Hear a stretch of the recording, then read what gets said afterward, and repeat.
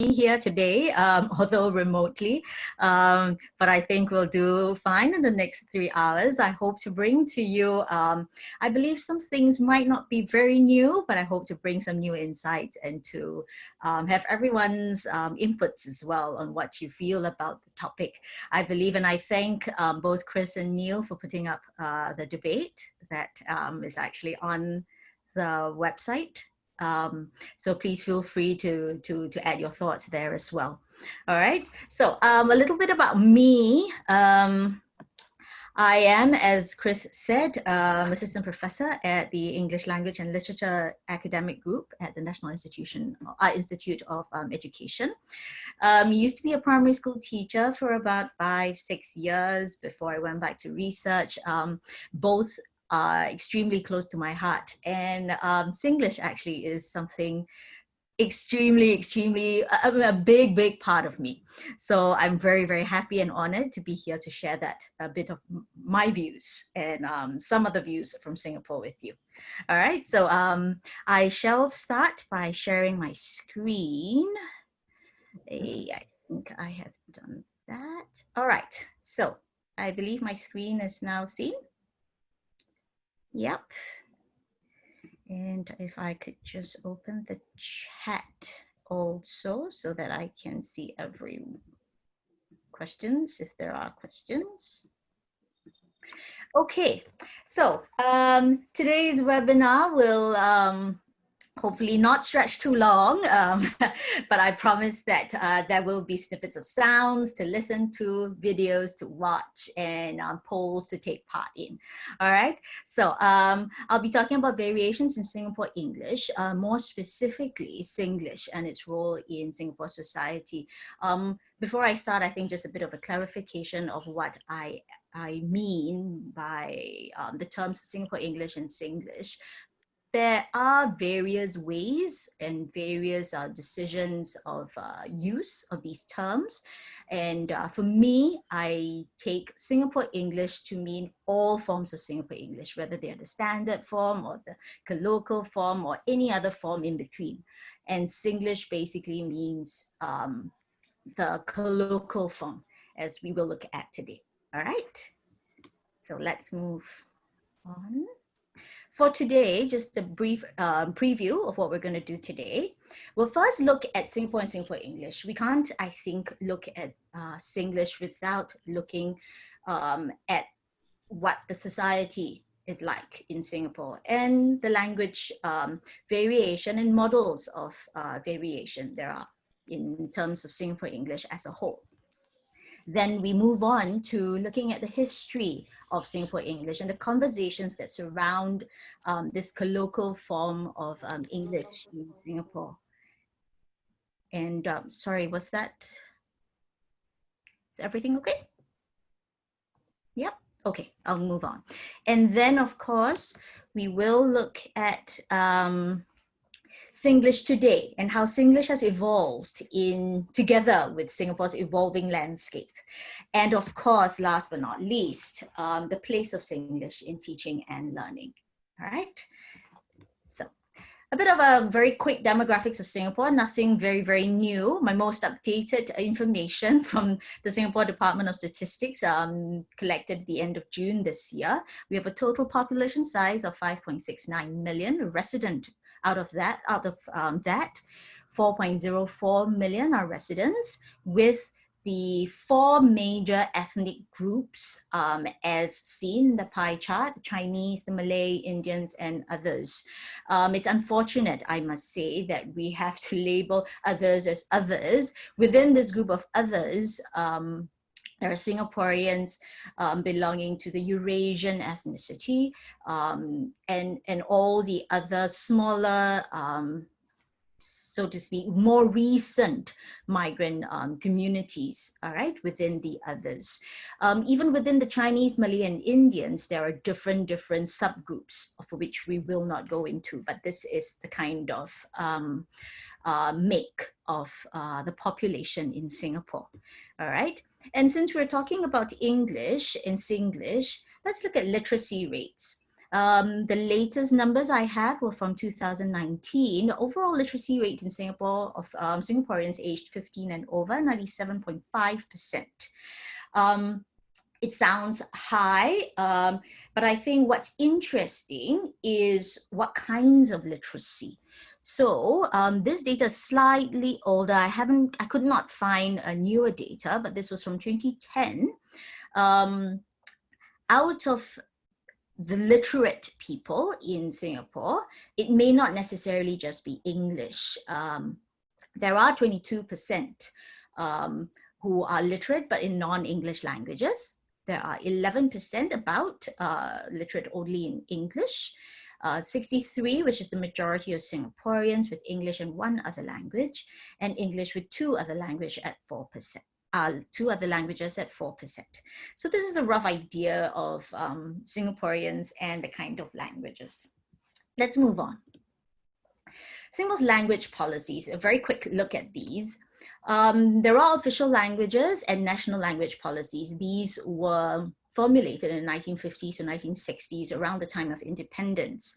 And slightly later after that, bilingual policy was rolled out in 1966.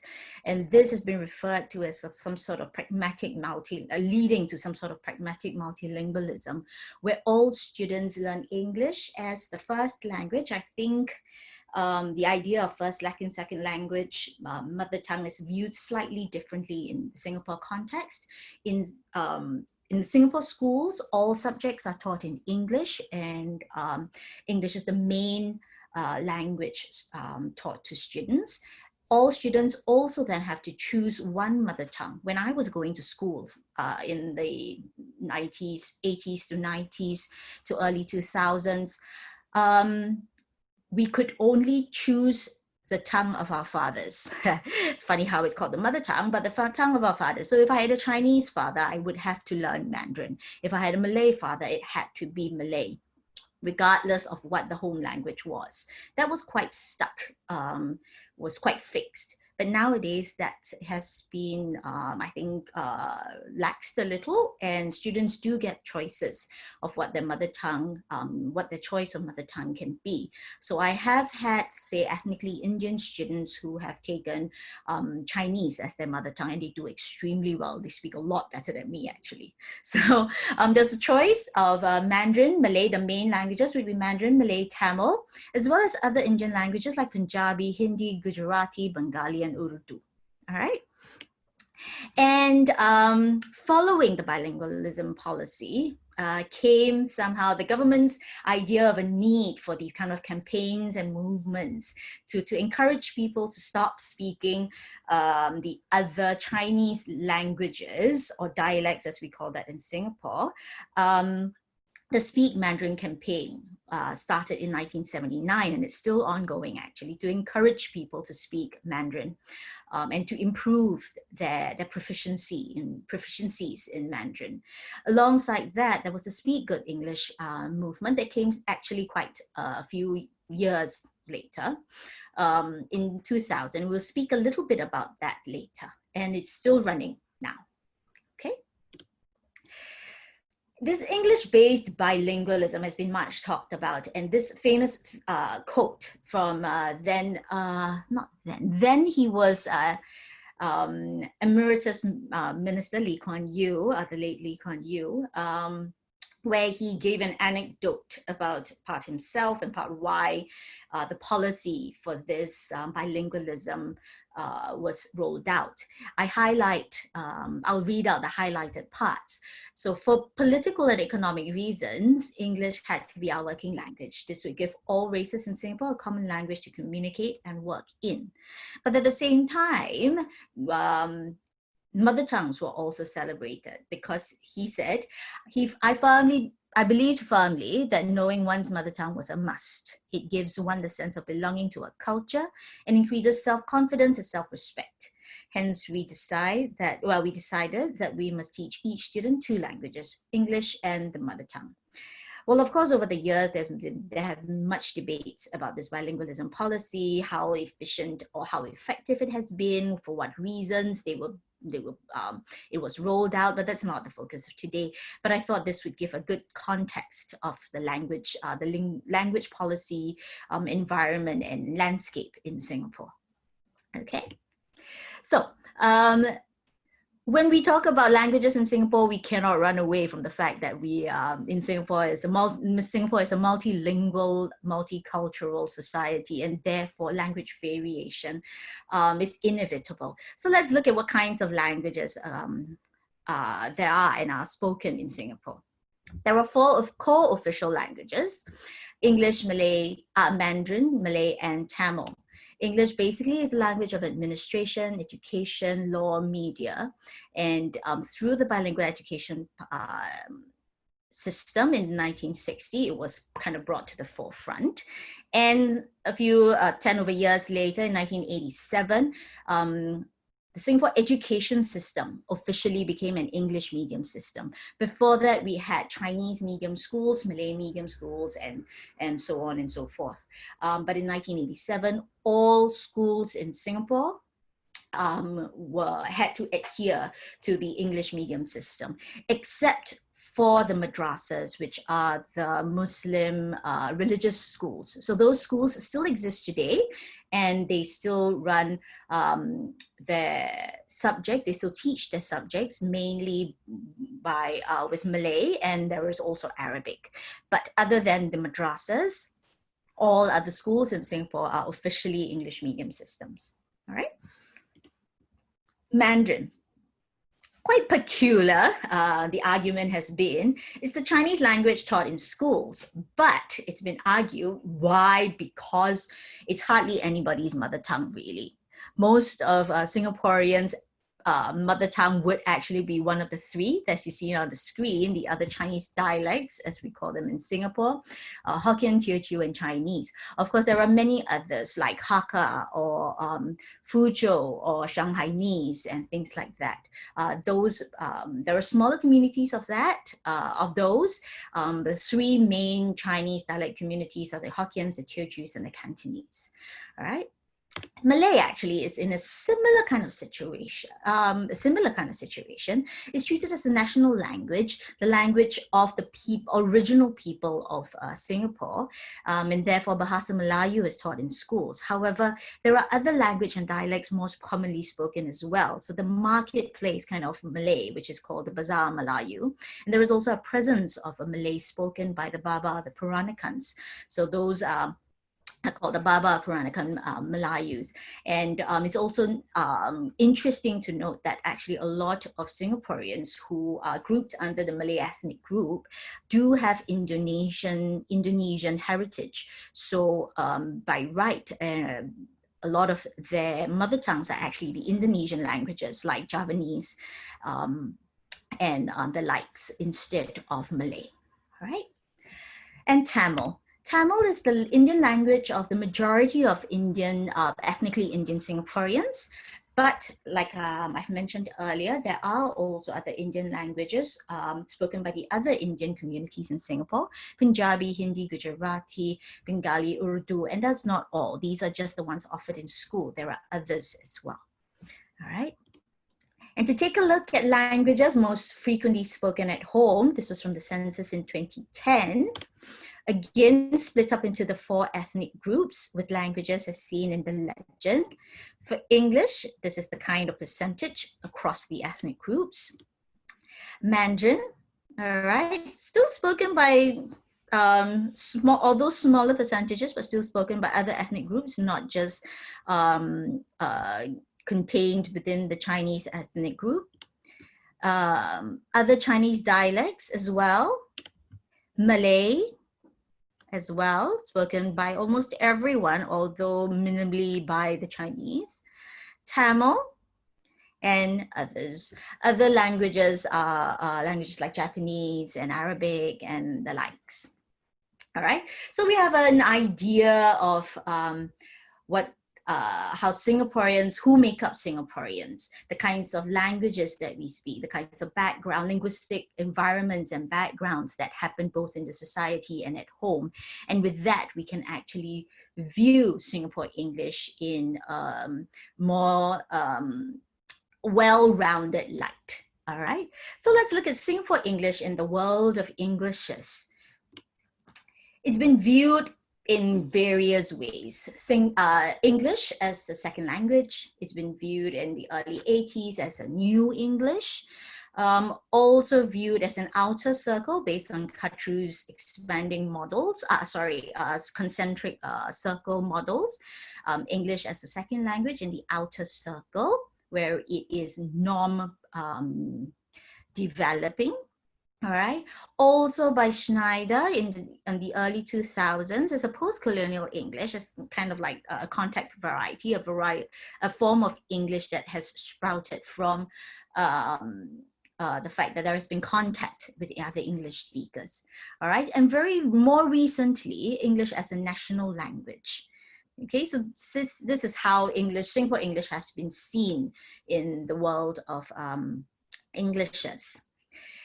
And recognizing that the fact that Singapore English has variation, there have been models created or proposed over the years to account for this variation.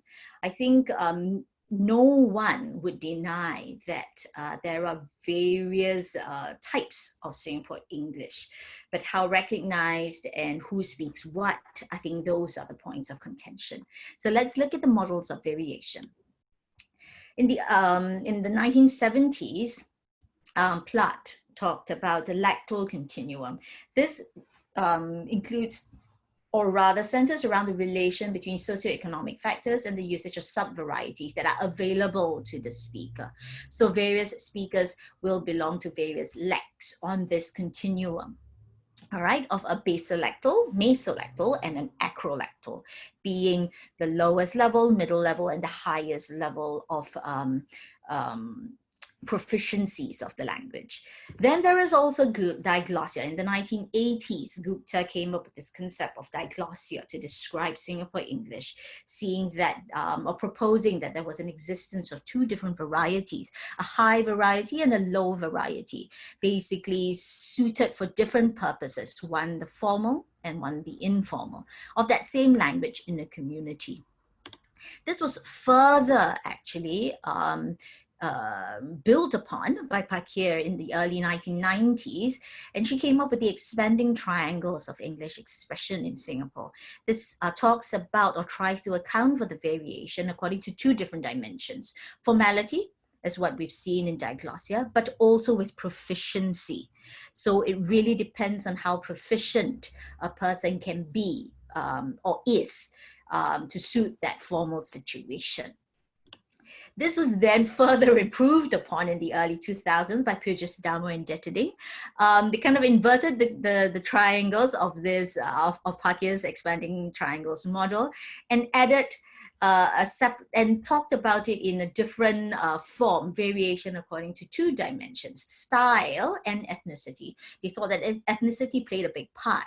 And I think for their model, the main takeaway was that in more informal contexts, ethnicity was more identifiable. In more formal contexts, all Singaporeans roughly tend to sound more alike. Okay. In more recent years, in the 2010s, newer models included not only what was happening locally, but also global pressures. So Elsa Goff in 2010 talked about the Singapore variation in Singapore English according to the cultural orientation model. And this, she proposed that Singapore English was both a global language as well as a local interethnic lingua franca, where there are global motivations as well as local motivations for the type of variation in Singapore English. Lime Graber in 2011 furthered that and said that actually the various models that we've talked about so far have some things that they don't account for. And maybe we don't have to think about them that way. Maybe we should think about them as indexing various things. So his model proposes including social meaning and indexicality. So I think there is no real argument that there is variation in Singapore English, but how do we treat these variations and how do we feel about these variations? I think that is what's interesting and what creates a lot of conversations in the area of Singapore English, be it the standard form or a more colloquial, informal, casual form. Okay, so like I said, for those of you who might have missed my delineation of what I felt was Singapore English and Singlish, the differences between the two, I'll repeat at this point. I take Singapore English to mean all forms and variations of Singapore English, whereas Singlish to mean the more informal, casual ones.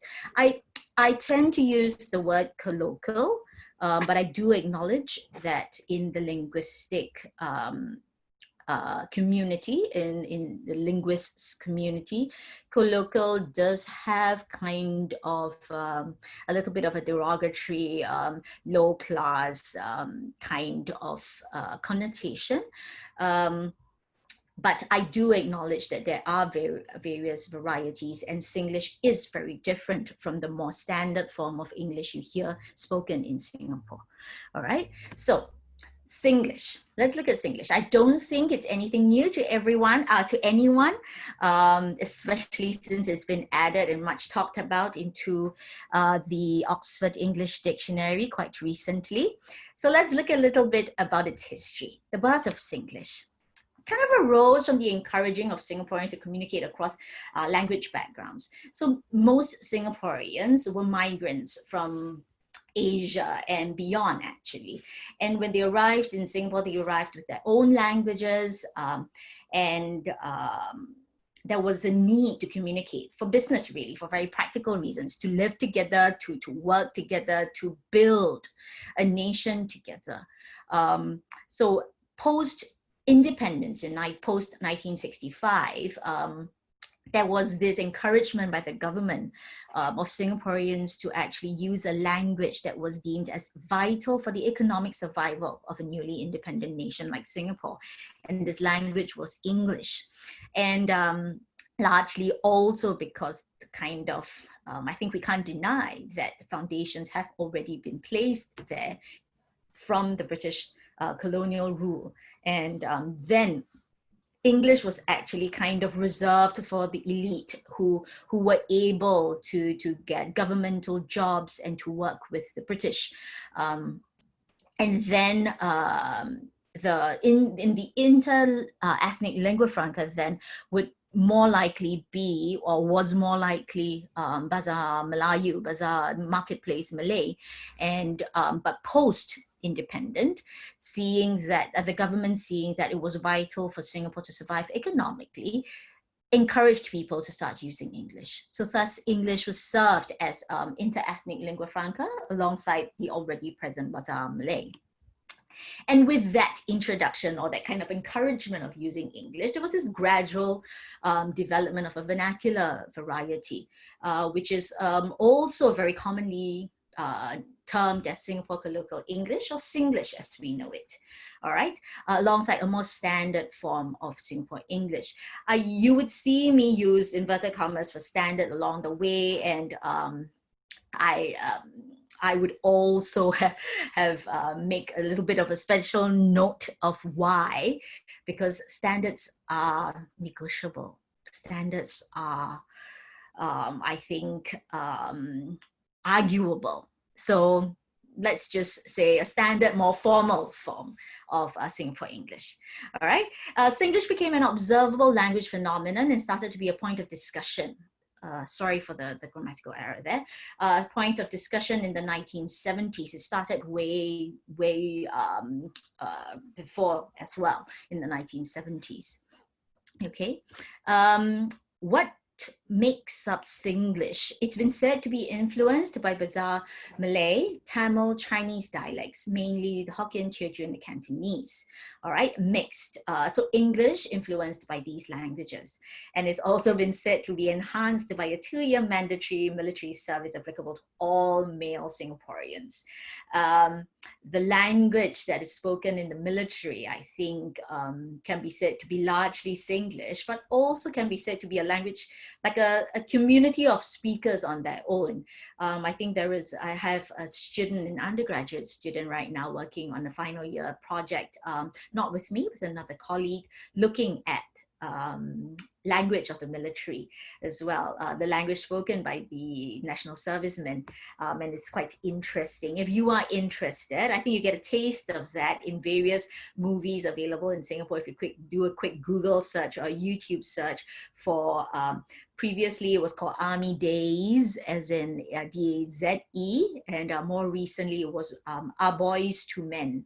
I think these two will give you a flavor of what I'm talking about here with the national service, the military service. All right. Singlish is arguably the dominant variety of most Singaporeans, particularly those born in the 50s and 60s. I mean, namely because, largely because of how it grew and when it started. As we said in the previous slide, and undeniably actually one of the everyday languages of communication in Singapore. Argue as we might like, deny as we might like, it really is quite dominant in everyday language of communication in Singapore. All right, for majority of the people. Okay, so we'll take a little bit of a break from my speaking for now. If you could grab your phones and scan this QR code, I'd like you to take a poll. What are the first things you think of at the mention of Singlish? So let's say if I ask you, okay, let's talk about Singlish. What do you think of Singlish? Quick one-word answers, all right? So you can either scan the QR code, or you can go to www.menti.com and type in this code to get to the poll. All right, I'll just give you a bit while I get out of this slides and show the live poll that is coming in, okay?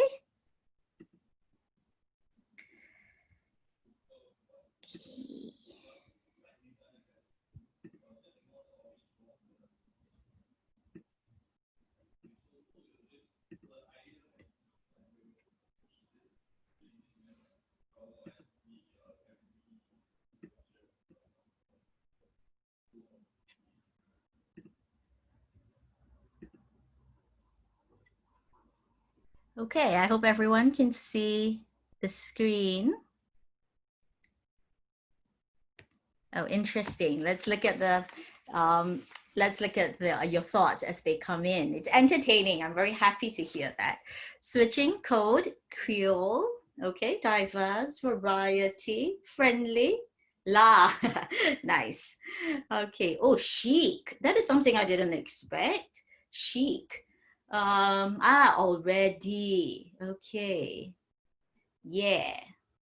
Ah, you think yeah, it's quite Singlish. Cool. Nice, interesting. Or you can type in more than one first things. Okay, please go ahead. Oh, la is huge. Many of you think la is Singlish. You think of la as Singlish. Nice. Any more coming in? Native, switching, diverse, localized. Nice to see that. Okay, did something come in? Something else? Was it attractive that just came in? Okay. Oh, that's a good one. A durian. That's good. That's an unusual one as well. That's an unusual one. Yeah, I think they kind of like to talk about durian and Singlish in the same space. Not sure why, but yeah. Oh man. Okay, so I see a lot of actually the pragmatic particles being what people think is Singlish. That's nice. Discursive. Okay, nice. All right. I think that's about, it seems like it has paused there. I will keep this poll on. So if you're interested in continuing this poll, please feel free. I will also take a screenshot of this and, or rather actually, I think the session is being recorded, so this would actually be recorded, but I will make available the slides as well to Chris for sharing if that is an option, and I would take a screenshot of this, include that in the slide as well. All right, okay. Thank you very much for that. Okay, I hope that was a little bit of fun. Let's now go back to my sharing of my slides. Okay, so those are the first things you thought of at the mention of Singlish. Thank you very much. So now, before saying anything about my thoughts or anything of other people's thoughts about Singlish, let me play you a video. This is a comedy Singlish rap produced actually in a cassette. Those of you who, I'm revealing my age right now, but those of you who grew up with cassettes and cassette players, this actually came out as a audio album in a cassette in 1991 by Troy Sivanandran, affectionately known as Siva Choi, the late Siva Choi, with the Copycat Clan, actually. It was written, directed by him, and he's basically a forefront musician, comedian, and things like that, and really played a big part in kind of popularizing Singlish in media, in song, in dance, and in performance. So if you have not heard this, I hope, if you have heard this, I hope it brings back some smiles. If you haven't, please enjoy.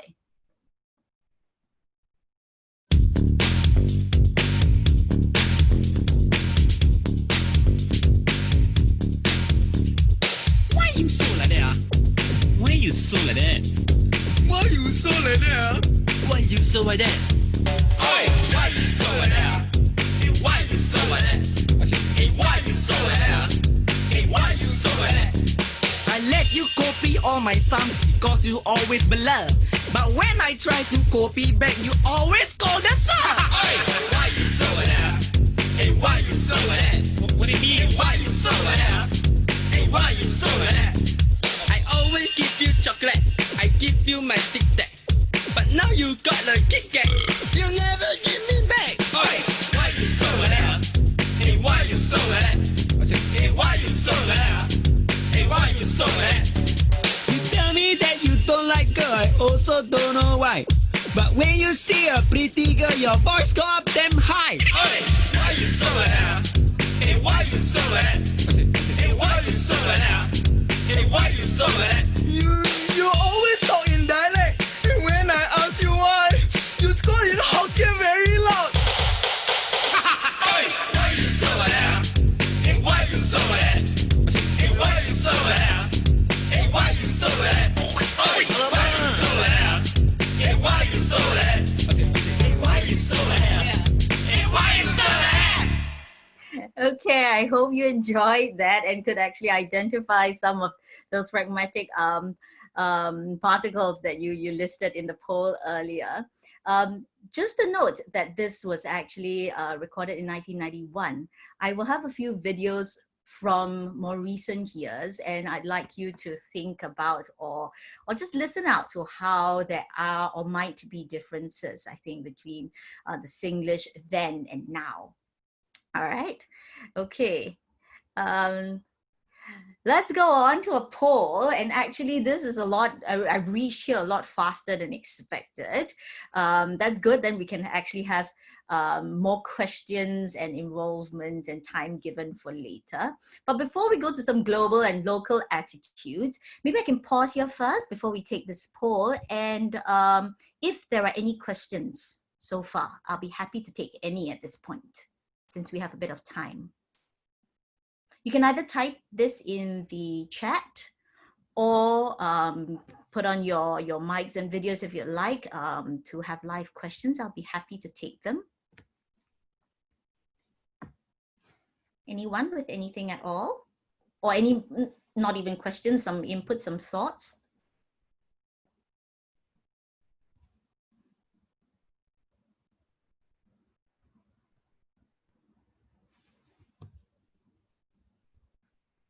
No? If not, then okay, I think we can go on to the poll then. If you could scan as usual with either scan or go to menti.com with these codes. If you can just put in your ideas for both global attitudes as well as local attitudes towards Singlish, that would be nice. And I think we have also scheduled for the break, for a 10 minutes break to happen thereabouts now. So please do take your time to go take a break as well as respond to the poll. Okay, thanks, thanks, Geraldine. Yeah, I'll just also mention that for those who've attended today, we have our own little survey that we'll email to you in the next couple of days. And if you complete the survey, you will get a certificate of attendance at this workshop. So yes, let's go and complete the survey, and we'll start again, Geraldine, in 10 minutes. Is that fair enough? Yes. Yep. That'll be. Thank you very much. Thanks, Geraldine. Thanks, everybody.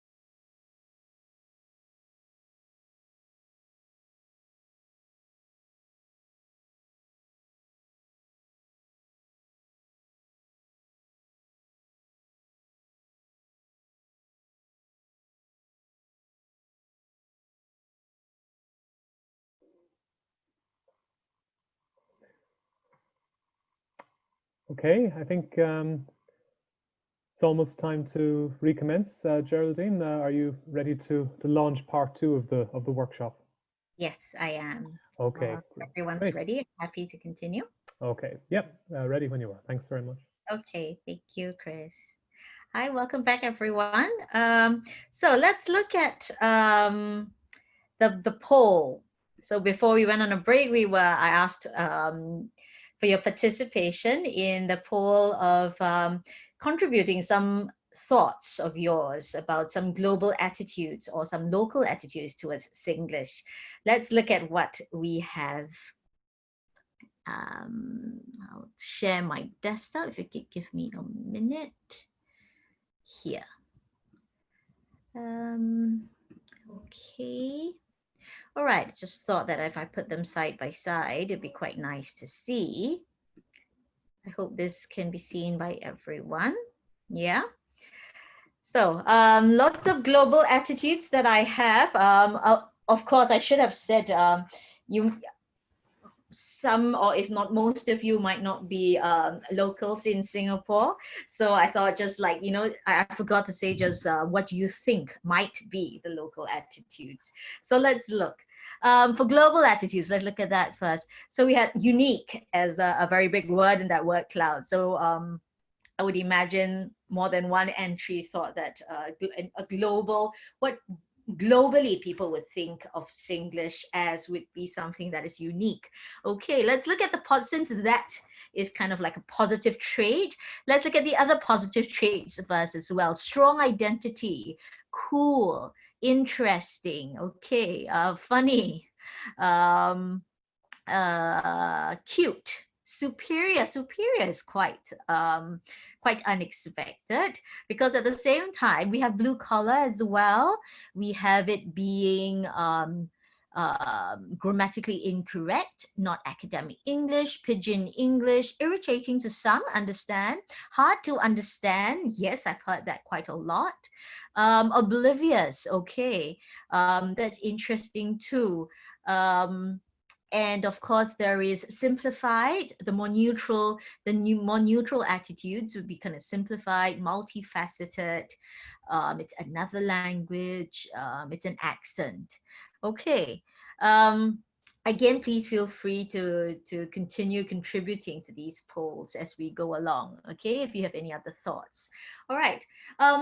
I don't think some of these global attitudes are quite surprising to some, but I think it might be to others.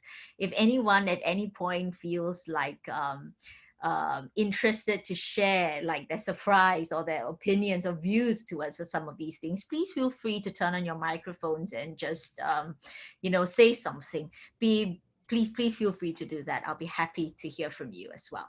All right. Okay, then moving on to some local attitudes that people might have. So local Singaporeans towards Singlish. Okay, really big in that cloud would be not standard English, all right, not standard enough, similar. Be casual and informal, all right, it's a variety, a cultural marker. Yep, that's quite common. In educated. Oh, educated is actually quite interesting. In what way educated? I'll be quite interested to find out how people would think Singlish is educated or superior, in fact, in the global attitudes. Could I ask, ask a question, Geraldine, Sure. about how kind of local Singaporeans perceive Singlish? I mean, I've been to Singapore a few times. I might be wrong, but it seems to me like a lot of Singaporeans might perceive Singlish as being a little bit too casual for, say, kind of academic life, and that maybe a lot of parents, particularly older generations, might want their children to kind of aspire to more standard kind of English Right. for sort of success in life. Is that a common attitude, or am I wrong there? I think that's quite a common attitude, yeah. Especially with the older parents. So definitely my parents would definitely feel that way. The younger parents, however, I think there is a little bit of a shift. Not entirely. I think views are still mixed, and we will talk a bit about that later as well. But you're right. I think that is quite a common attitude that locals have towards Singlish. So that's why I'm a little bit I'm quite interested to find out why about the entry of educated on that on the poll. Like if there was an experience that whoever contributed that educated word had with Singlish and the local people. Yeah. There's an interesting question here from Jonathan as well in Right. chat. Is Singlish used as a way to exclude outsiders from a conversation? Ah, right. This is something that I actually haven't talked about. I haven't considered in this talk. And thanks for bringing that up, Jonathan. Yeah, I think possibly. Let me think about a situation. Let's say myself and my husband abroad. However, not really Singlish. So for us personally, I don't think I would go to Singlish to exclude outsiders from a conversation. I would choose maybe more something that we would expect someone not to understand in that context. So of course we're overgeneralizing. So for example, say in the UK, because I've spent quite a bit of time in the UK, and if you would like to keep the conversation kind of private, not that we're talking bad about people, but kind of private, we would choose to actually speak in a Chinese dialect instead. Yeah, of Singlish. But I think it could be used to exclude others from a conversation. However, it has to be a very strong version, if that makes sense to you. Yeah, Because I think there is a climb of Singlish, something that is actually quite easily understandable by other people. You can guess what we're saying if something is said in Singlish, but there are some terms and structures that are really non-understandable. So it will have to be that end of the spectrum. I find like sometimes as an Irish person, when I go abroad, I find if I'm talking to another Irish person, for just subconsciously, we kind of use more sort of colloquial Irish, shall we say, Irish English sort of terms. Again, it's sort of subconscious, but we sort of, if you like, play up the Irish identity a little bit more when we're abroad, and I just think that's kind of interesting. I'd imagine Singaporeans might do the same as a way to kind of just reassert their identity when they're outside of their kind of comfort zone. Yes, I think, I agree. I think to reassert identity outside comfort zone would be a thing that would be done as well, but not so much as to exclude somebody else from the conversation, I think. But even with that, I think it could go both ways. So with Singaporeans, my experience is that when they're abroad, they would like to assert identity a lot more. But some would like to actually play that down, to immerse themselves, to not make themselves stand out too much. So it really depends, I think, on individual ideologies towards Singlish and national identity and things like that. Yeah. Interesting. And Jonathan actually has another question on that. And sorry to derail you, but No. We'll ask the question, because I think it's very interesting. I mean, how do Singaporean speakers of Singlish react to non-locals using Singlish proficiently? All right, I shall answer this question as a Singaporean speaker of Singlish then. In my personal experience, in my personal opinion, I'll be extremely impressed and really happy because I think it's not easy. I mean, with a term like la or meh, you can't just place it anywhere in the sentence. You need to understand where it works and how it works. So I think the non-locals using Singlish proficiency, I'll be really impressed for starters, and really honored actually that it's something that a non-Singaporean would want to use and use proficiently.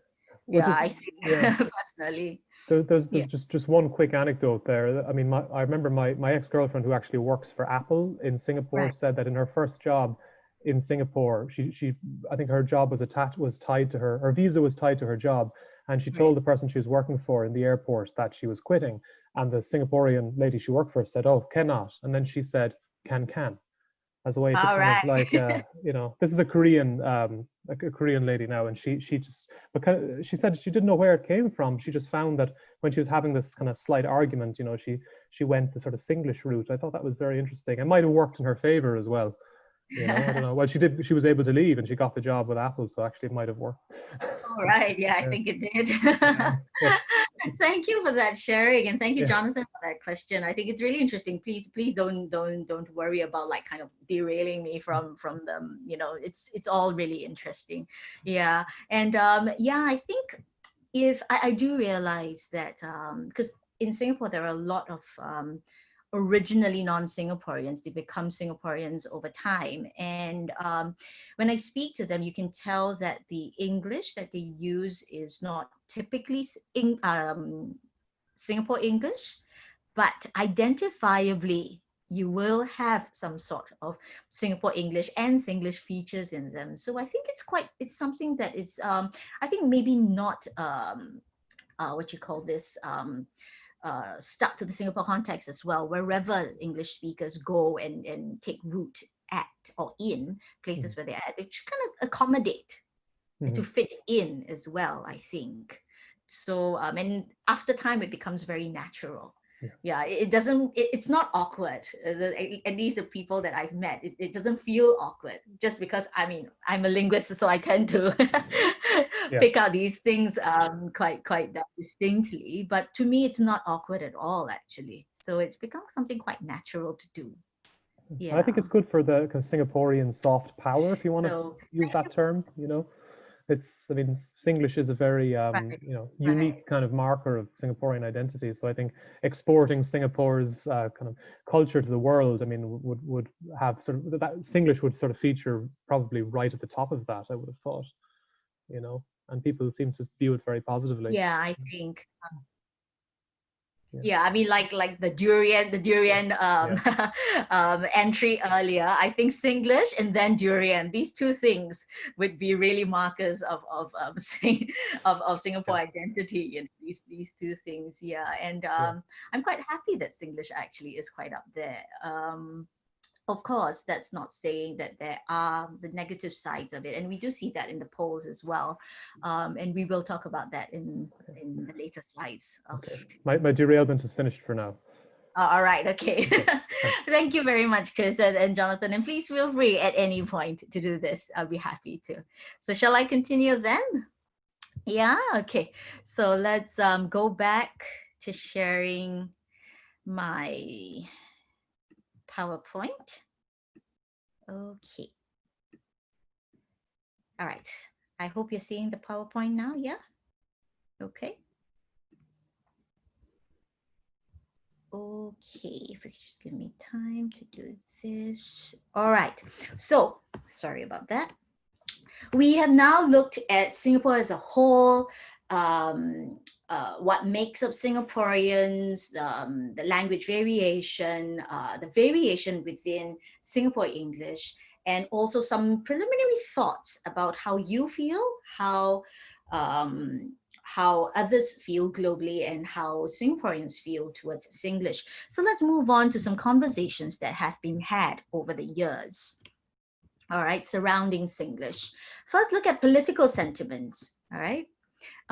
It's been deemed as bad English and blamed for the falling standard of English in Singapore.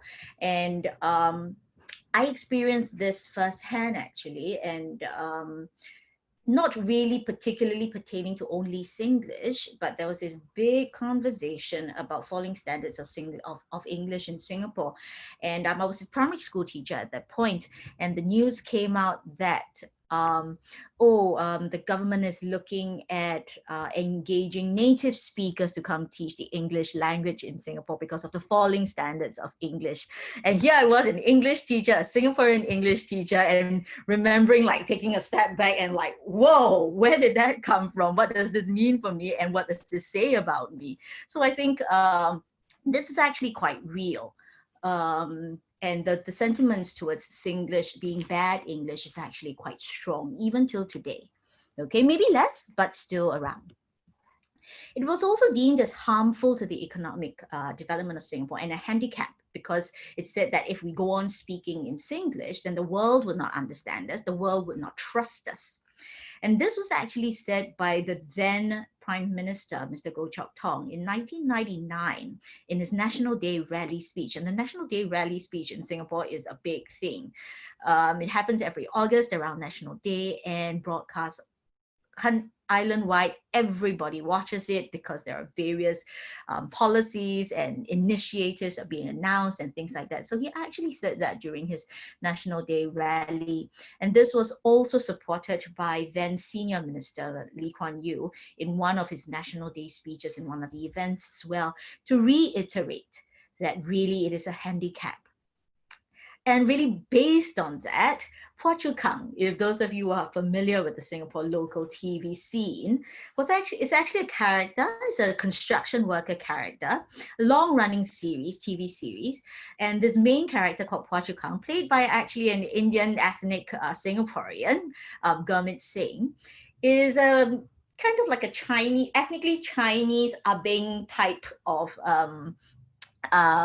rough type of construction worker who speaks mainly in Singlish.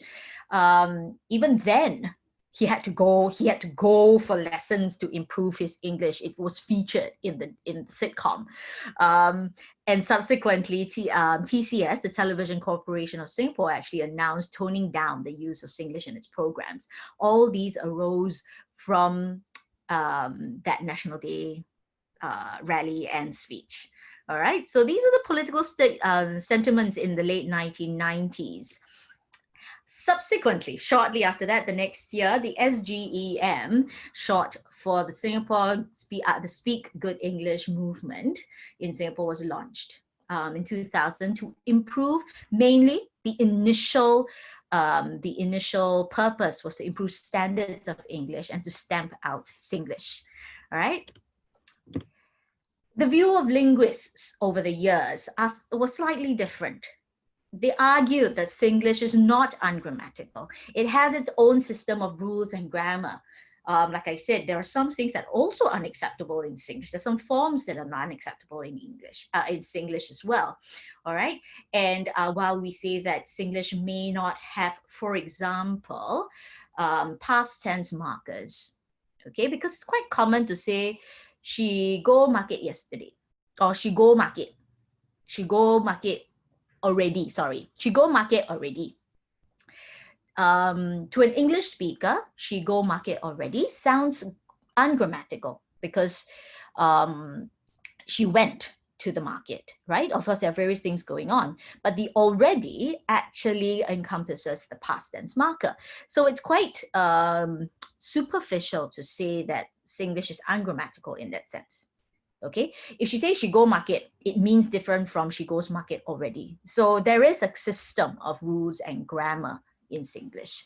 So that is the argument of the linguists. And they also argue, and we also argue, that it needs to be treated as a variety of English within Singapore's multilingual, multi-ethnic, multicultural society.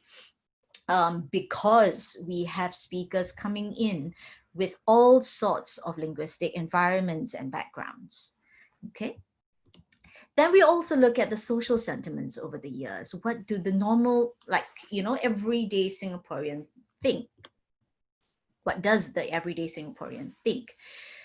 It's not surprising that traditionally, I think in the past, Singaporeans are known to be, I think, quite, I think I can say this on this platform, quite obedient people. We're quite a group of obedient citizens. What the government says goes usually. Previously, not so much nowadays, but previously, definitely. So it sang the same rhetoric as the political sentiments, where Singlish was viewed as broken, as non-English educated kind of speech. So if, like I said earlier, before the Singapore education system became an English-only medium system, right? It used to be, you could be educated in a Chinese medium school, Malay medium school, and so on and so forth. So if you spoke Singlish, you would be deemed as you're non-English educated and therefore associated with a lower social class. All right. I think those were the common sentiments in the past. Okay. But really, in reality, although people might have these sentiments, these attitudes towards it, it was still the variety used by the majority of the people who actually had these exact sentiments. So I think that was the reality of the situation socially in Singapore in the past. All right. It's still, like I said, still around these days, but there has been some change. We'll look at some change in a bit. Okay. So before we go on to how it has changed, let me show you. This is a very quick kind of survey. I asked some people very, very quick. What I asked them was, give me an example of something typically Singlish that you would say. So some of my friends and family members actually recorded. If you can see some sound files there, I'll play them in a bit. And I specifically, intentionally asked different age groups to be able to see some sort of change. So if you see my columns, I have those in the teens, in the 20s, those in their 30s, those in their 40s, and those in their 50s and above. I had expected a lot of change for it to be very, very different. But if you take a look across this table, there are some features that have remained, that are still used by all different generations, different age groups.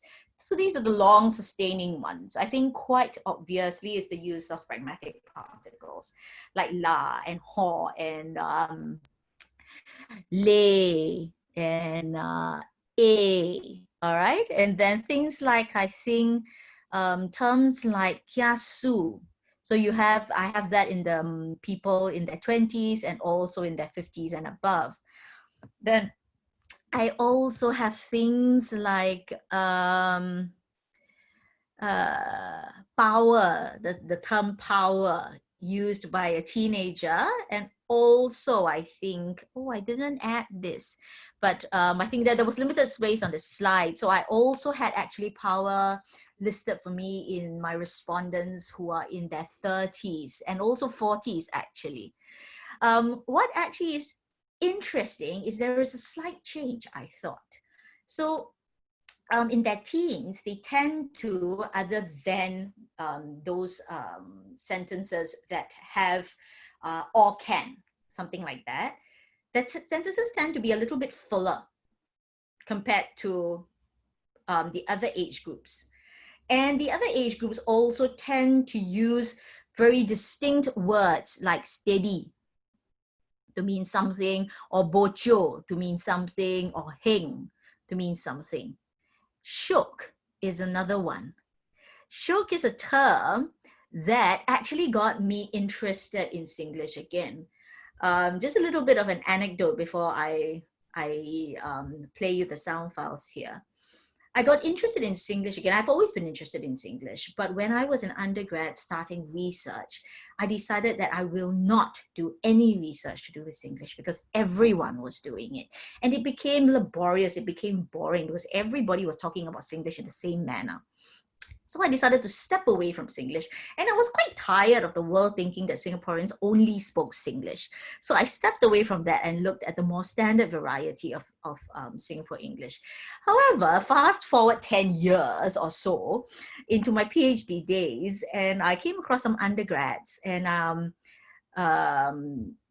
during a talk on Singlish given by somebody else, and shook was mentioned. And these undergrads who were in their very early 20s or even late teens said, huh, shook? No, shook is not, it's not something saliently Singlish. And I was taken aback because to me, shook is quite, quite a distinctly Singaporean. So this got me interested in Singlish again and looking at Singlish in terms of change. I think that's where research in Singlish should be heading as well. All right, so that little bit of anecdote from me. So before we go on, or rather, let's go on. I can say these terms in Singlish for you, and I will attempt to do that for those that do not have sound files. All right, so let me play the sound files here first. Your Chinese a bit good, huh? It would sound something like this. Your Chinese a bit good, huh? Your Chinese a bit good, huh? So in their teens, they would sound something like that. Your Chinese a bit good, huh? All all right? Or your Chinese damn powers, yeah, all right? Or hurry up lah, or can, stop it lah. Your guitar skills also very good. Something like that. Okay. For those in their 20s, I think these were my students and they gave me can one lah. And she got say man, all right? And don't blur lah, damn kiasu, and don't want lah. All right. Respondents in their 30s, I have 2 sound clips. Walao A will sound like this. Okay, I'll play that. Walao eh. I apologize. Walao it's just all very spontaneous. Okay, and what would sound like this? What ah? All right, so I think from the rising intonation pattern, you can expect that this would be a question. Okay, I'll play that again. Okay, what they mean, we'll talk about that later. Okay, so then we go out. I will read out those that don't have sound files. I think we have time to do that, definitely. So in their 30s, people would use phrases like tired liao or damn sian leh. Wow, like that surely kena. All right, or steady lah. This is damn jialat. You don't like that can, or why like that one. All right. Okay, and then my respondents in their 40s gave me phrases like this. Why you so like that? This sounds familiar, right? I mean, from the previous clip that I played. Also because the people in their 40s grew up in the 90s. So I think this is a huge influence, all right? But there's also nice lah. That is quite similar to hurry up lah, you know, things like that. Walao eh, like that also can nah. Okay, or bojo, sure or not, or so how, or heng ah, or sure only. Okay, so if you can tell, actually, let me finish this first. And in the 50s and above, I think most of my respondents here are above 60s maybe. Okay, they would also use walao, or xiao eh, or can or not. All right, and actually this one was from my mother. You finished lunch already? All right, and kiasu lah. Okay, so these are examples of how Singlish would look like today in today's society across the different age groups. Of course, there is more to study about this and more to collect, and that is where I am heading, I hope. It would be really, really interesting to do a discourse analysis of what this is, to actually do sound analysis of what this is, and also chart changes and non-changes. These are all very exciting things to do with how Singlish changes over the years.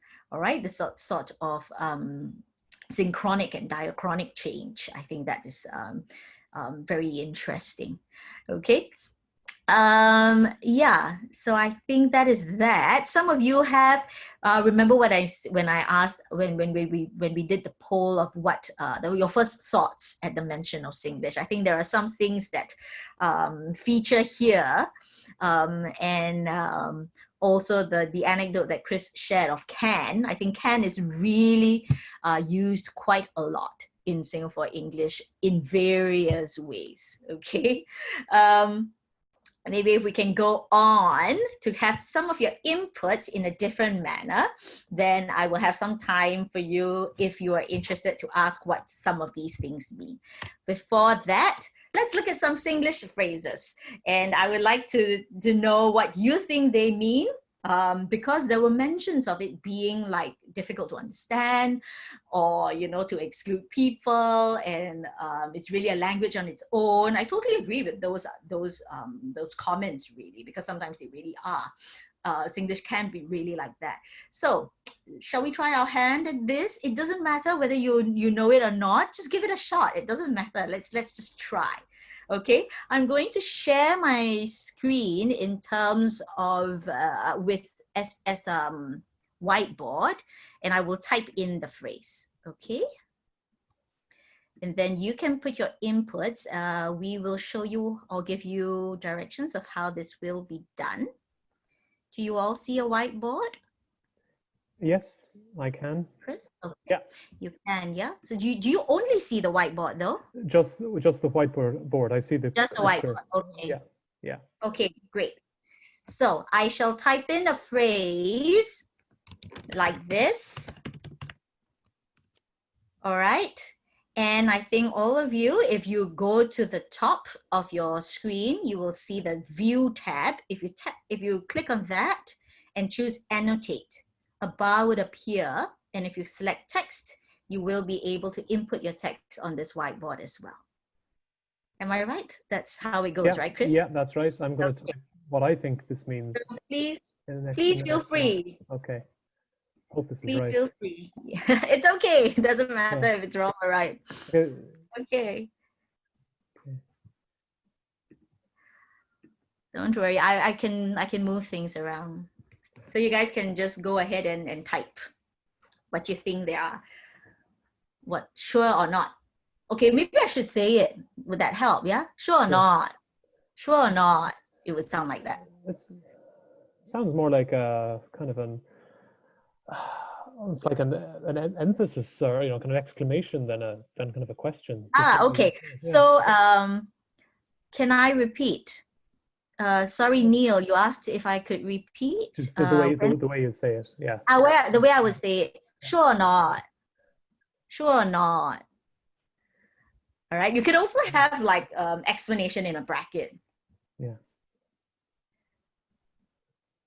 Because I think a hint for Singapore Singlish phrases would be actually there are direct information, but also underlying emotions built into these phrases. Sounds like a rhetorical question, maybe as well.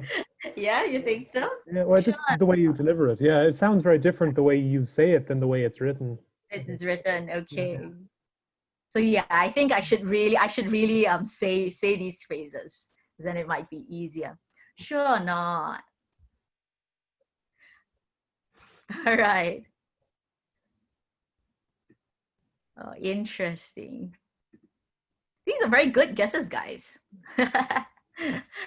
So we have, are you really sure about this? Right. Are you sure? Asking for confirmation. What's the final answer? That's right. Okay. Anyone else? Oh, there is. It's blocked. Okay, type question for agreement. Okay. So we have that. Nice. Anyone else? Okay, sure or not basically actually means, okay, I'm going to stop. So you only see the whiteboard, yeah? You don't see my selection, right? I just see all the options that people typed. Okay, because I will need what I say. Okay, so my take on this is that it would be, are you sure? But with a little doubt. Sure or not? Yeah. So like, are you really sure? Yeah. Are you really sure about this? Yeah, I think that was correct. And asking for confirmation, I think would also work. Yeah. Sure or not? Are you sure? You want to think again? You know, that kind of that kind of connotation that comes with sure or not. All right. Okay. I can save. Let me save this. Okay. And then I'll clear. Thank you very much, everyone, for that. Are you ready for the next one? Sure. Okay. The next one would be,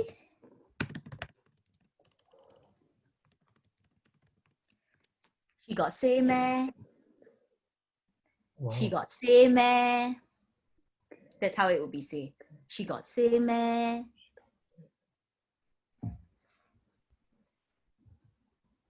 This is difficult. You don't have to take it so seriously. Chris looks so stressed. I know I feel my blood pressure increasing. Okay. No pressure. Yeah. Okay. She got say meh.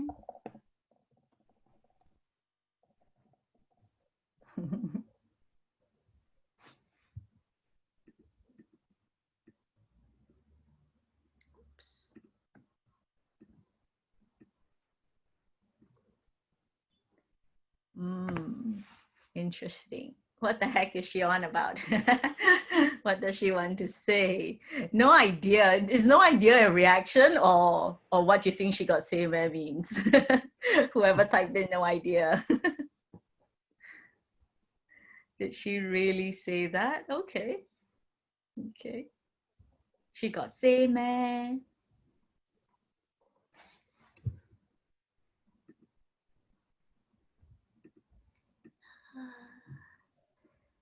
She's got something to say to me, or did she mean that? Oh, these very good. Guys, you're doing very well.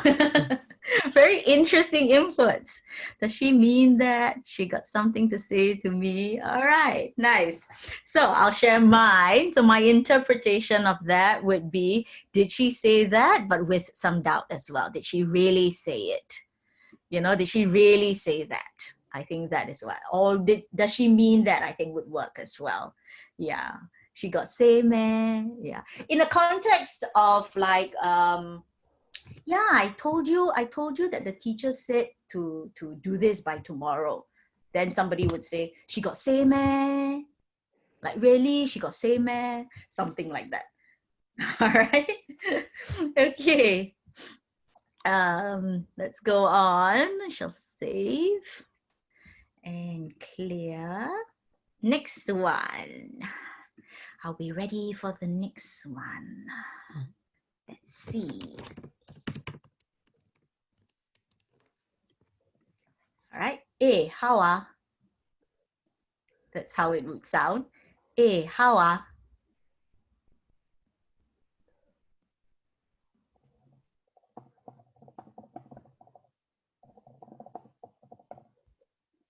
Interesting. Oops. They're answering the phone. Interesting. How are you doing? Eh, how are?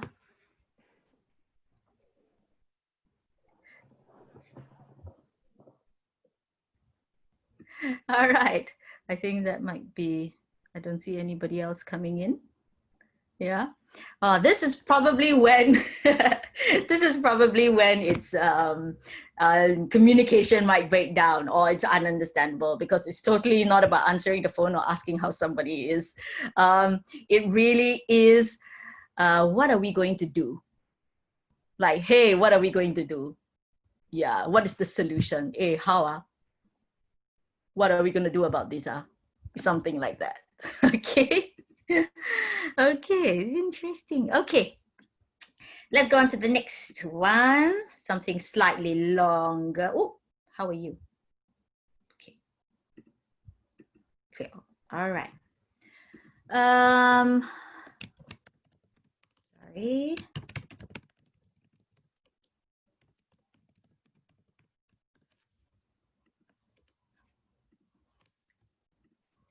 Like this also can meh? That would be how it would sound. Like this also can meh?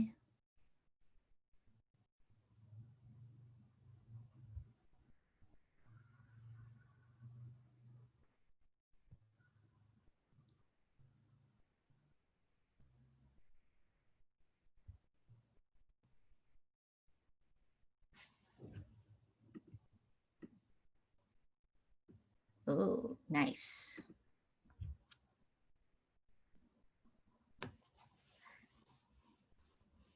This one too. Does this one work?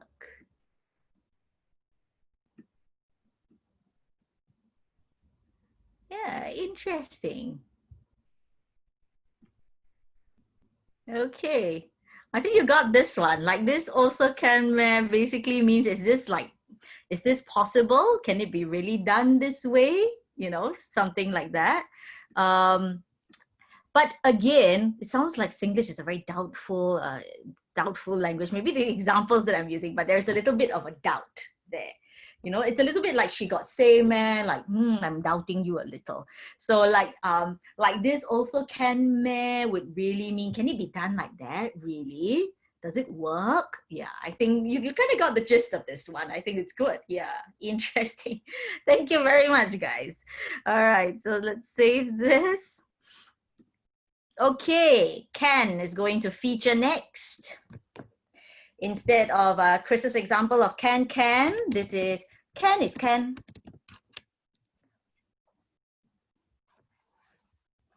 The reaction would be can is can.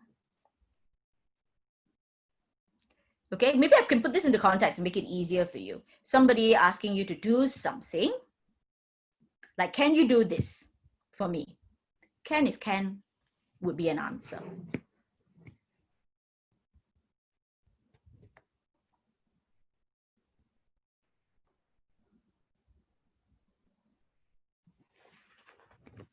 Okay, let's see. No problem. Yes, I can. Can is can. Nice. You'll be, if you're going to come to Singapore, if you're going to spend some time and if you're going to get this response, you will be happy that you now know that it's not only that it's possible, it actually has an underlying meaning to this. Basically, it means, yeah, I could do it, but I don't want to really actually. But I could do it for a favor. Something along those lines. Yeah, so can is can, but you expect a but at the end.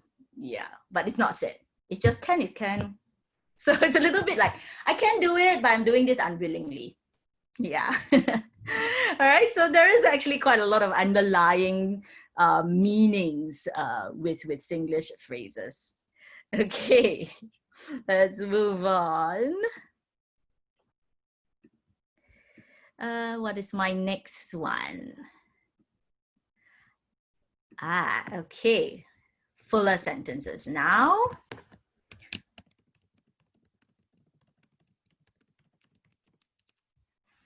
All right. This one cannot make it, sia. It would sound like that. This one cannot make it, sia.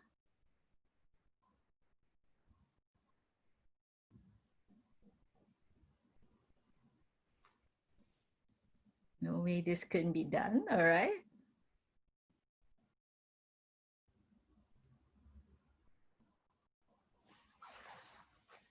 No way I can do this. Nice. Not good enough. Cannot be done.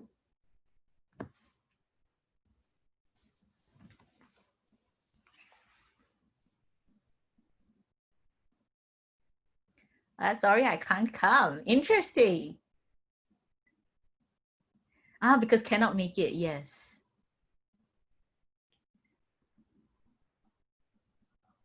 No way, Jose.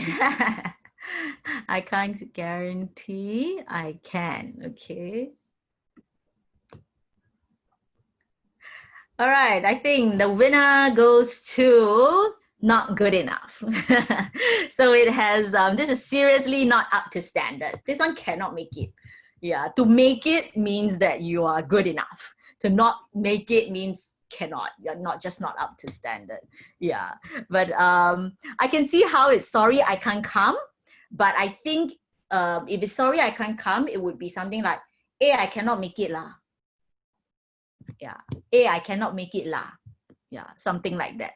But this one cannot make it means that this person is just not good enough, or this product is not good enough. Yeah. Okay. Let's save. Okay. This one featured in the next one featured in the table earlier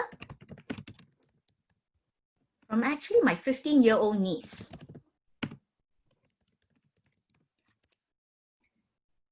Your Chinese damn powers, yeah.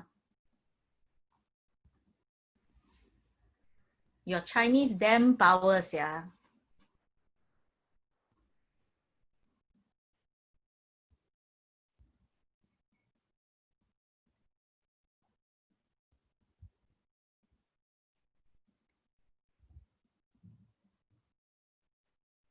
Aha, nice. This one is quite easy, right? Yeah, that's good. I think the power term I think the term of power, I think it's quite used quite generically in Singapore as well. But them power is quite typically Singlish. Yeah, instead of powerful. Yeah, I think. So power is used more than powerful. Yeah. Thanks, guys. So, and here, let me move this. In Teen Talk, your Chinese has mad skills, bruh. Exactly. That's exactly it. Thanks, whoever gave that. And yes, in Singapore, I think Chinese is used quite interchangeably with Mandarin. I think that's not always delineated from each other. So your Chinese damn powers, yeah, basically means, yeah, your Mandarin skills are really great. Okay. Okay, thanks. And let's clear this. Okay, we have 3 more to go. Shall we do them all? Yeah. Okay, next one. Might be slightly difficult because there might be a word here that you're not familiar, you might not be familiar with. This is don't action bedek leh. Don't action bedek leh.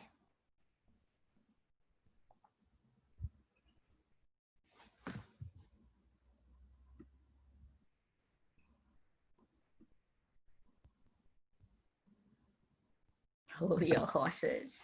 Nice. Don't mess it up. Hey, these are very good guesses, guys.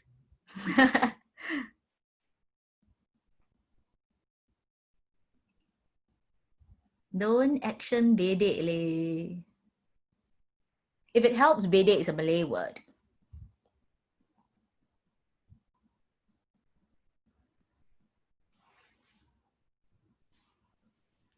Okay.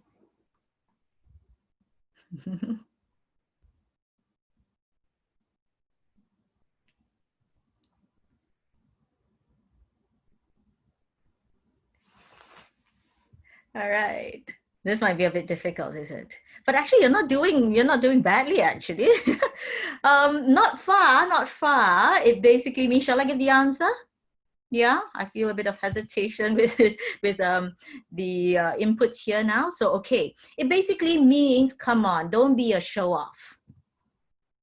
Yeah, don't action bedek. When you say somebody is like full of action, it's just maybe just a lot of put on shows, you know.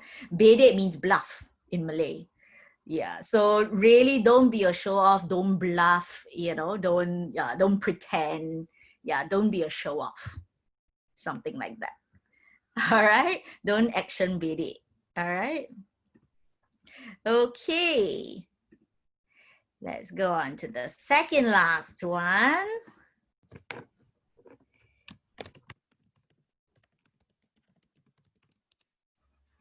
You don't extra lah. That's how this phrase would be said. You don't extra lah.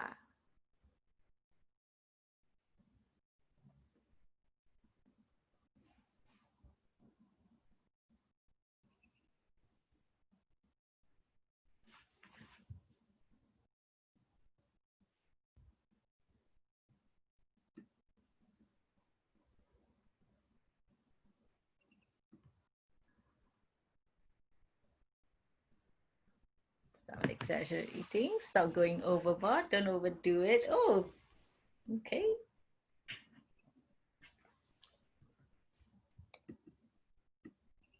Okay, it is enough.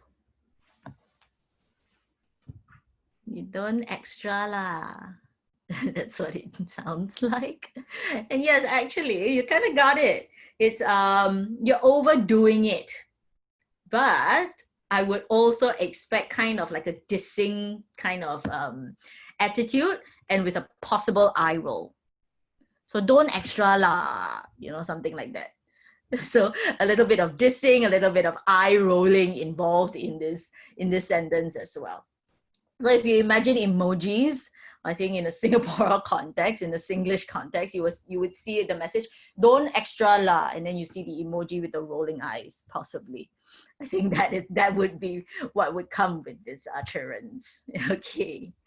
All right. And finally, the last one. Something I personally thought was a little bit archaic, but apparently people still use it. This is a phrase, not in a context of the sentence. Basically, you can say, wow, you pattern more than badminton. Yeah. Okay, in a sentence, it would be like this. Wow, you pattern more than badminton. Oh, you're being too nitpicky. Oh.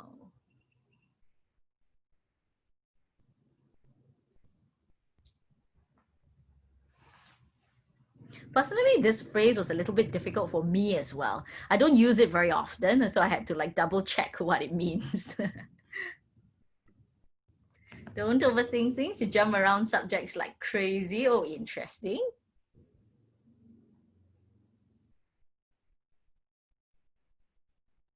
Wow, you pattern more than badminton.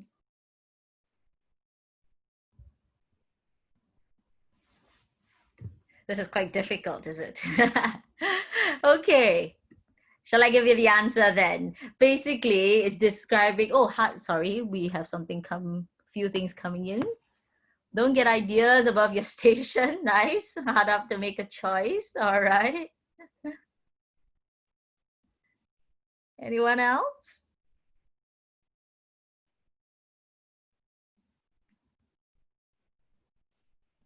No? Okay. Oh, your badminton skills are great. Actually, definitely nothing to do with your badminton being like, someone's badminton skills, but the reference is to badminton, yes. Okay, basically, well, with badminton, you know that there are a lot of strokes, a lot of patterns and things like that. So basically, there is that parallel to having lots of something, and pattern more than badminton basically means having lots of excuses for not wanting to do something. Like say, hey, I asked you to do something, but wow, you pattern more than badminton.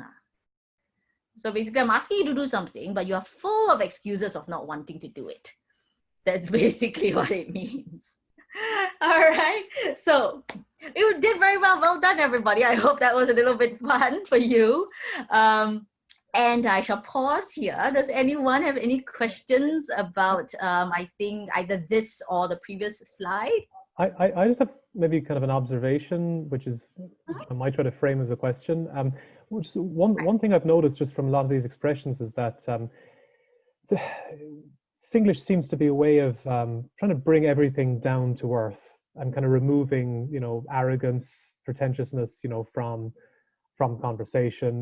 I suspect that people who use Singlish are a little bit, kind of wary of people who might have ideas above their station. I mean, this reminds me a little bit of where I'm from, Cork. If you go to certain parts of Cork, like North Cork, people are very, very kind of suspicious of others, who might have, sort of a sense of, boastfulness or braggadocio or whatever. So I just wonder, like, is this like an underlying theme in Singlish where, people, are trying to kind of bring you back down to sort of reality?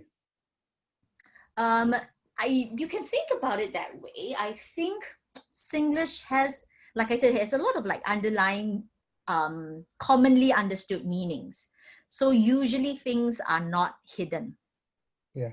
So I think if in that sense you mean, in that way, bringing down to earth, I'm quite straightforward in what I want. I'm not, piling it on with sarcasm or, making you think more than you should, in my utterances, then yeah, possibly. Quite straightforward and to the point. Yes. Yeah. Yes, quite straightforward to the point, exactly. Yeah. With both the messaging, as well as the underlying intentions, I think in those two levels. So like among Singaporeans, I mean, is there ever any doubt about what the person means if they use a lot of Singlish? Or is the meaning always crystal clear? I think I would dare to say the meaning is always crystal clear. Right. Yeah, it's really a mutually understood messaging that comes across in Singlish phrases. Yeah, and we also rely, I think you could tell when I model the phrase, also a lot of it actually relies a lot on the intonation patterns, the tones that are being used. So from those, I think the intended meanings are also understood. Interesting. There's also a question here from Jonathan. Yes. Has current English used by teens and young adults, influenced by rap, social media talk, and Bhangra, am I saying that right? Bhangra, radically changed English, or has Singlish influenced this global language community? Right. I believe a very quick answer to this question, Jonathan, would be, I think it has not radically, but I think it has changed Singlish to a certain extent. I have a video later, and I think that video might actually back up what we're talking about now. And that's why I said earlier that I'm really interested in change in Singlish, because it has definitely changed. If you look at the teens, the column, right, that I had earlier with the teens versus the older Singaporeans, there are phrases there that would be actually influenced by more worldly kind of talk, millennial speech, if you would like. And that has crept into Singlish as well, changing it up a little. I'm not sure if Singlish has that much power or enough speakers to influence the other way. So influence global language communities. I'm not too sure about that.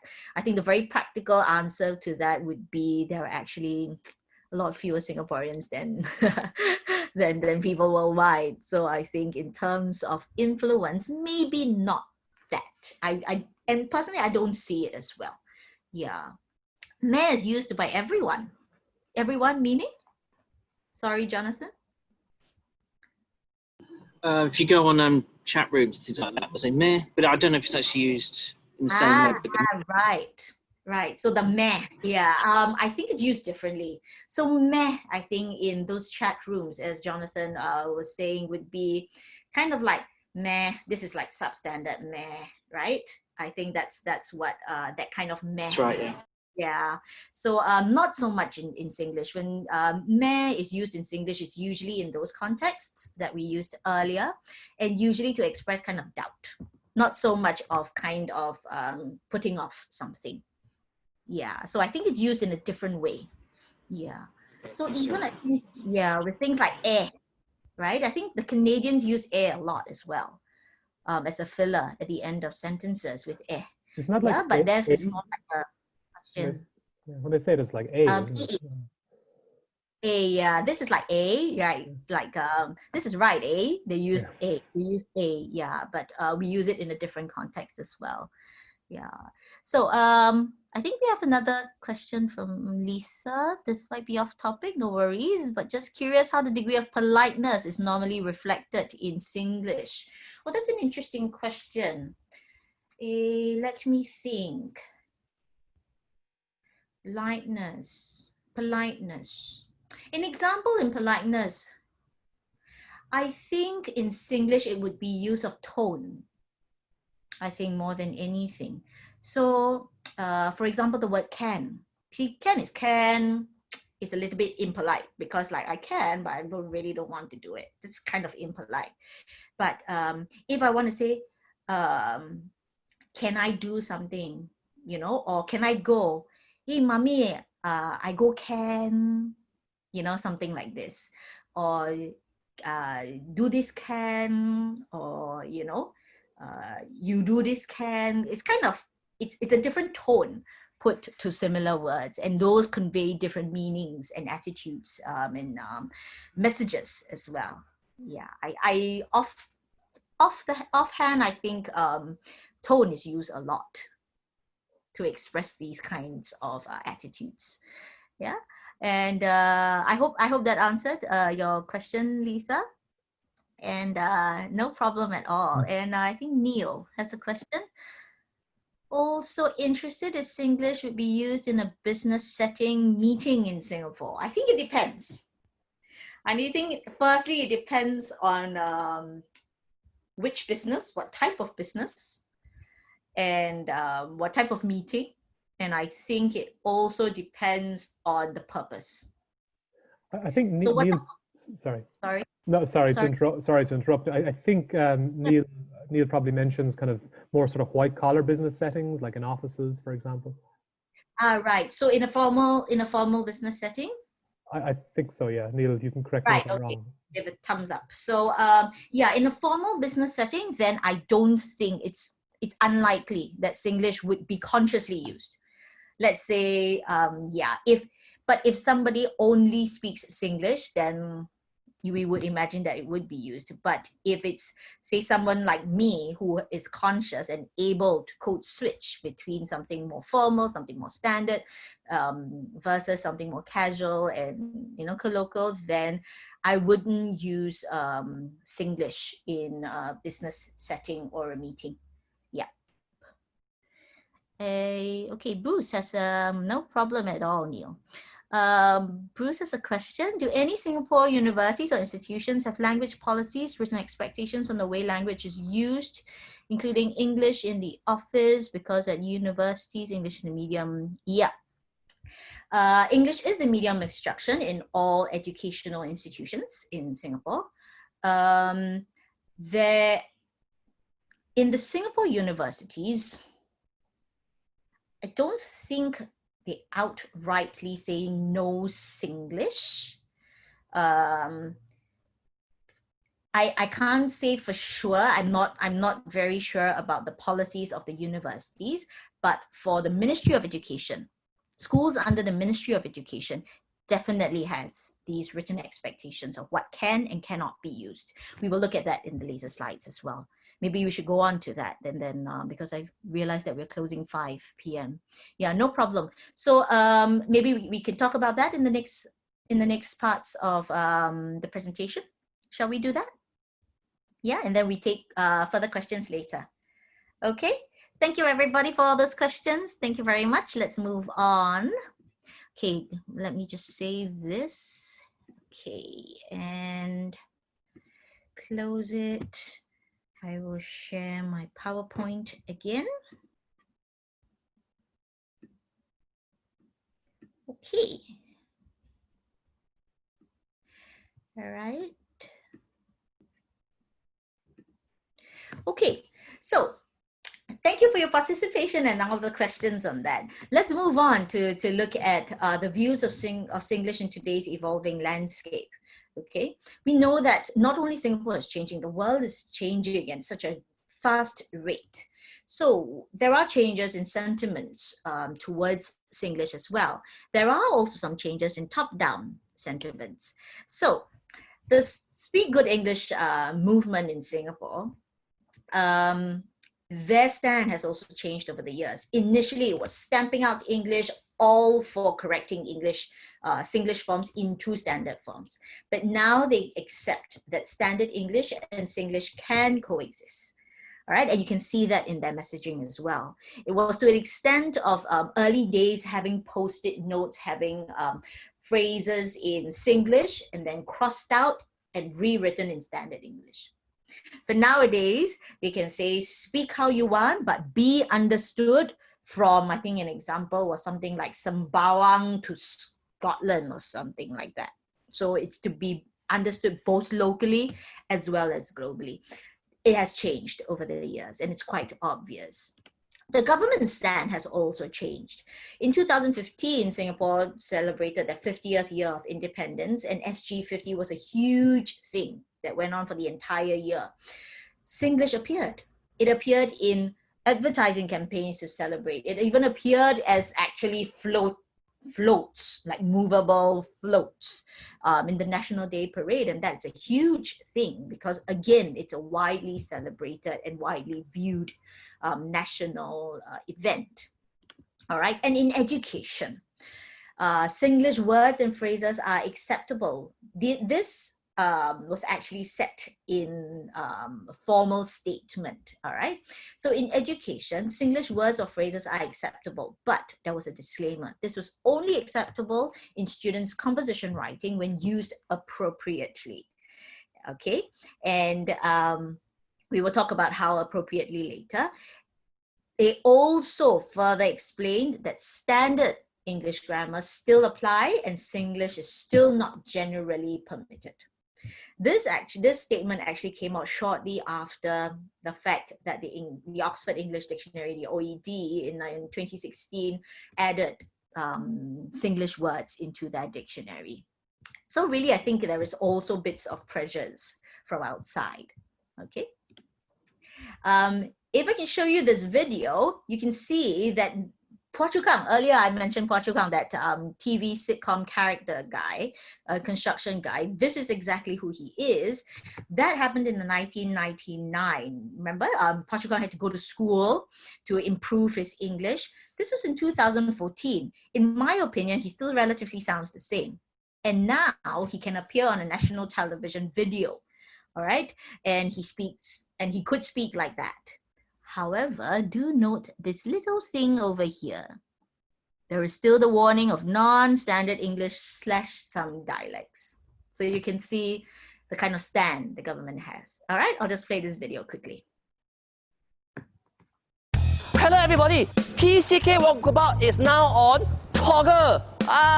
You can download the app free, Toggle app free, and watch this PCK Walkabout show. How le? You go to www.toggle.sg. This show very good because I talk to a lot of Singaporeans, talk about anything and everything. Ask them about fine, ask them about food, ask them about fashion, anything, everything also. But you must watch this show because this show, don't pray, I can say what I want because the internet, I can say anything. I can say ma, I can say le, I can say hanno, I can say jialat, I can say I can even say take horse. Don't know me? Take horse? Nabe. Wow.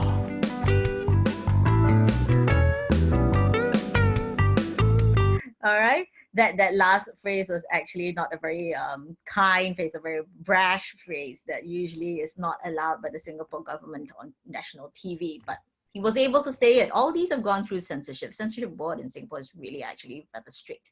So the fact that this can be added in 2014 actually shows some sort of a change, really, some sort of a change. All right. So there are even more obvious changes in bottom-up attitudes, although this is still mixed, all right? There are still the people against and there are still people for. There are also people who take sides of both camps, all right? So the against arguments would be something like Singlish is not respectable. It is one that is only able to, if one is only able to speak Singlish then, and not the more standard variety, then it signals a person having a lower social status. It's incorrect English. And there are also mentions of worries that if you speak Singlish and Singlish only, you remain unintelligible worldwide. I think these are valid concerns. All right.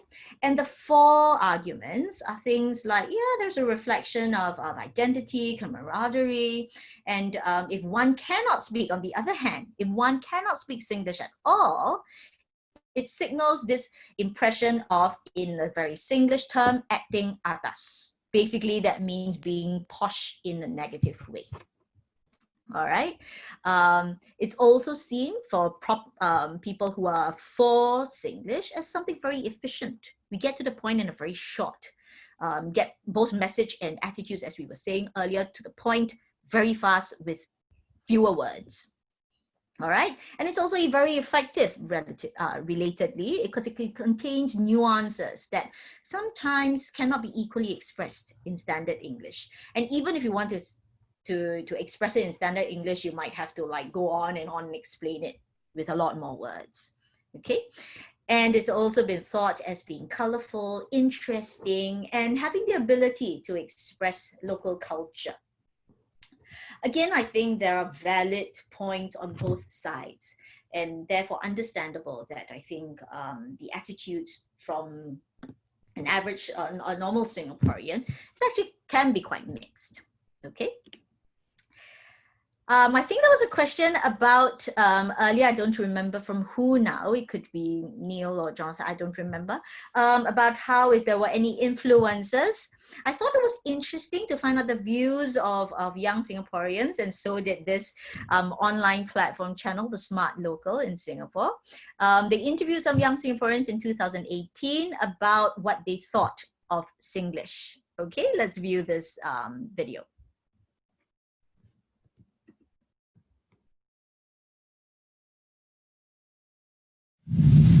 thesmartlocal.com.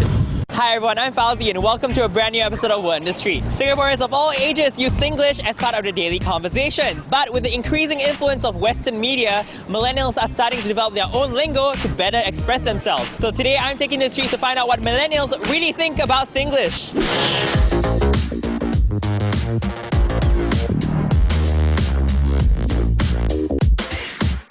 The languages you speak, which one do you most commonly use? English and Chinese, but mostly English. English, Chinese, but I suck at Chinese, so English most of the time. English, and sometimes like Hokkien. English and Malay, but I speak English more. What are some of your favorite Singlish terms or phrases? Mostly like lepak. Apuden. Sometimes I curse a lot in Singlish. Do you think Singlish can be considered a language of its own? Why or why not? Yes, because we have our own authentic taste and the way we communicate is really different. So like when we say one or two phrases and sentences, usually you can catch it quickly. It's not really considered a language because it's like rojak of like English, Chinese and Malay. I don't think so. Why? We can't use it with people who visit Singapore. We're basically finding out what people use more often in their day-to-day speech, right? So between Singlish and their more modern counterpart, alright? Tak boleh tahan versus dead. Which one would you more commonly use? Probably dead because it's just easier to pronounce and it's shorter than tak boleh tahan. Tak boleh tahan, definitely. Yeah, what does it mean? You cannot take it anymore. Sweet versus on fleek. Right, so which one would you be more commonly use? Sweet for sure. It's just more to the point, more easier to emphasize on. I guess it's sweet. I don't even know what on fleek means. You don't know what on fleek? No way. Okay, like when people say your eyebrows are on fleek. On fire. Buay song versus triggered. Buay song, do you know what it means? Yeah. What it means? Happy ah. You like buay song that I'm interviewing you, sir? No. Okay. Which one would you be more often using? Triggered. So what triggers you? Like This interview? So which one would you be more commonly using? Buay song. Why? Feels like I can express myself better through that sometimes. Are you familiar with buay song? no. Are you familiar with triggered? Yeah.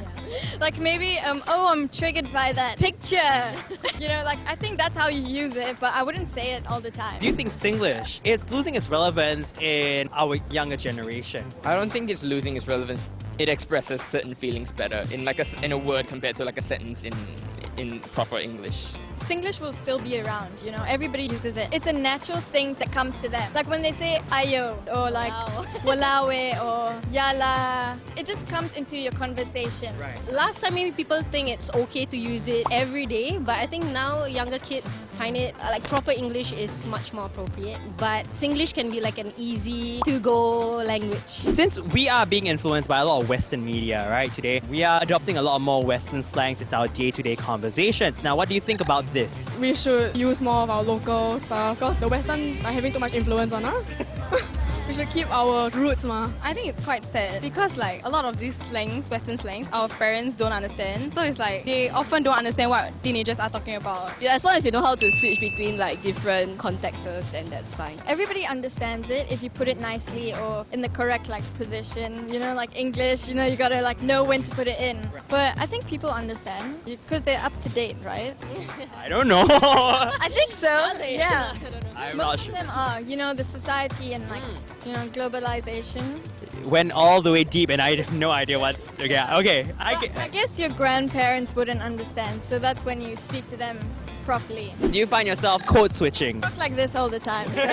I do code switch. Some people think it's fake, but to me it's not because there are different people, different company, different place, time to speak. If I speak with Iman, I don't think she's used to Singlish, so I won't speak to her in Singlish. Right. Yeah, but like I have Malay friends, yeah. then it's more informal with them. More professional audiences, then you just switch it up. Is it easy for you? Quite hard because I'm kind of like a kampong kid.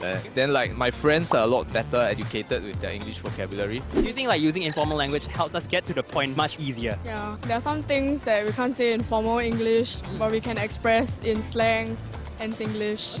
Yeah. Like? Tak boleh tahan. As opposed to what in English? I cannot take it anymore, but like tak boleh tahan seems more like casual, you know. Got more feeling, right? Yeah, I guess like it helps emphasize what you're feeling. It just makes what you're feeling come across stronger. Got more feeling, right? For example, like cursing, if you say the F word, it's more intense, more extreme.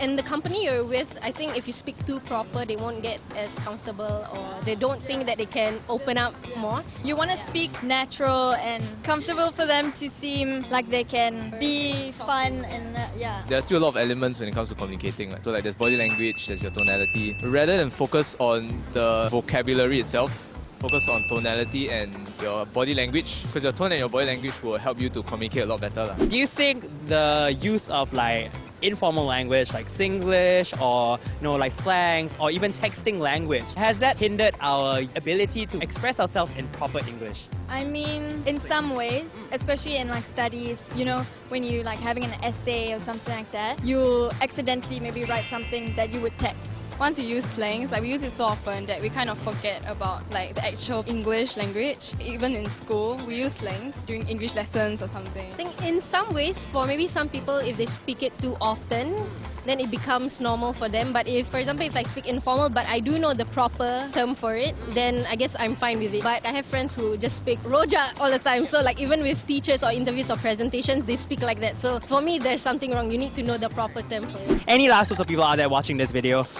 Speak how you want. I think just being like true to yourself in that way. It's a bit like philosophical, but like don't go over. Because like sometimes when you speak to somebody, you really clearly know that they're trying to change their accent in a way, So most of the people we spoke to admitted that they use a lot more modern slang over Singlish in their day-to-day conversations. But at the end of the day, while language constantly evolves, it doesn't matter as long as we are able to get our point across. That's it for this episode of Word in the Street. To watch all other videos, you can click over here.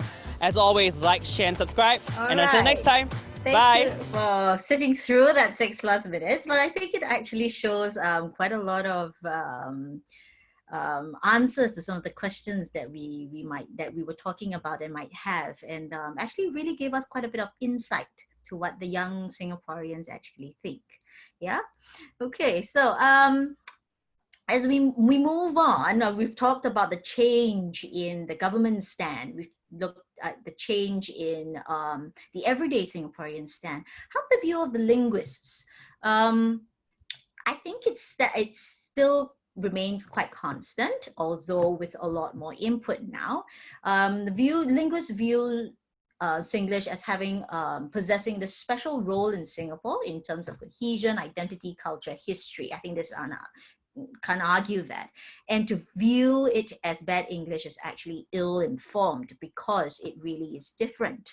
And in a more linguistic arena, defining Singlish and its status needs to take into account various concepts about language as a whole, how languages change over time. So the whole concept of language change. And also about standards. We need to take into account that standards, this idea of how standards are uniformed or clearly delineated. Are they really? All right, included in that or related to standards is the native speaker. And is the native speaker always right? Does English belong to the traditional native speaker? And with that, are we placing value judgments of some sort of prestige or status of a group of people or a country or a variety? I think these are things that need to be taken into account. Other various concepts that need to be taken into account when we talk about what Singlish is and how it should be viewed is language use and domain sensitivity.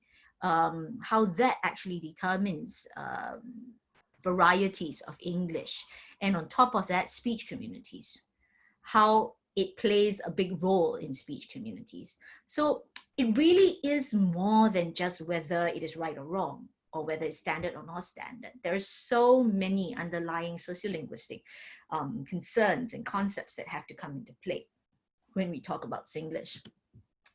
I'm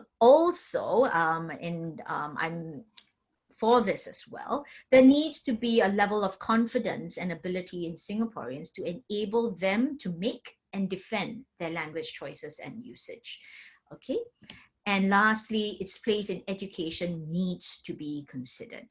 I think this is a running theme over the years from the spiel of linguists when it comes to Singlish and where it stands in the Singapore context, that its place in education needs to be talked about.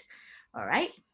So with that, let's go on to Singlish in education, in teaching and learning. The official outlook, basically, okay, is that the use of Singlish means a decline in standard English. That is the official outlook. I think we can't deny that. This is very prominent in, I'm not sure if you guys have seen it. If you haven't, you can go Google it after this. It was actually an opinion piece posted in the New York Times by Gwee Lee Siew, a Singaporean academic, poet, and the likes. He's had a talk about Singlish before. And this was the Prime Minister's press secretary's response to his opinion piece. And her response is that English is not the mother tongue of most Singaporeans. For them, mastering the language requires extra effort. Using Singlish will make it harder for Singaporeans to learn and use standard English. That came as an official statement. All right. And I think another point in this official outlook of whether to consider Singlish in teaching and learning as well is that supporters of Singlish can code switch between Singlish and standard English. All right. Oh, why do I have a full stop there? Sorry about that.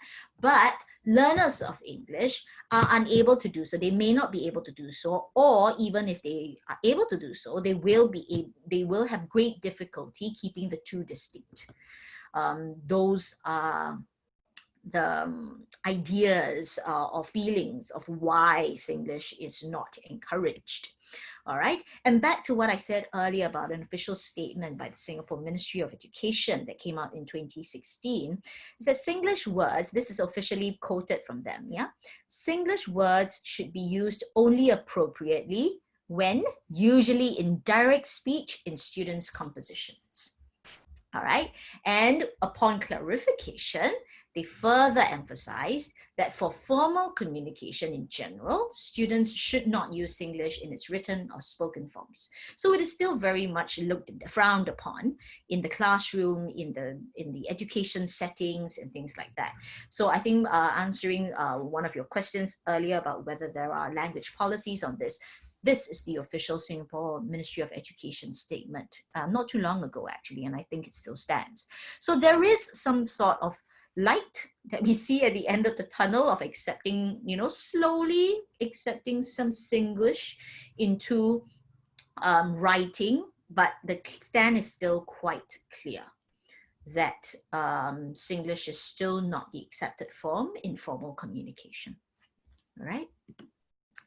But in reality, this is actually really different because based on various research done, we see that teachers' stances on Singlish actually vary, largely dependent on their own individual beliefs and attitudes and ideologies towards Singlish and its use.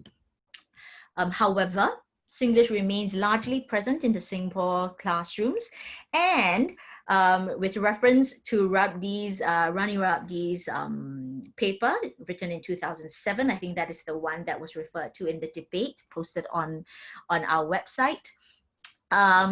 She categorizes teacher-reported reasons for using Singlish in the classroom in that article, and these are the 6 categories that she listed. Teachers in Singapore use Singlish in the classroom for various reasons: to explain difficult content, especially to students at low English proficiency levels.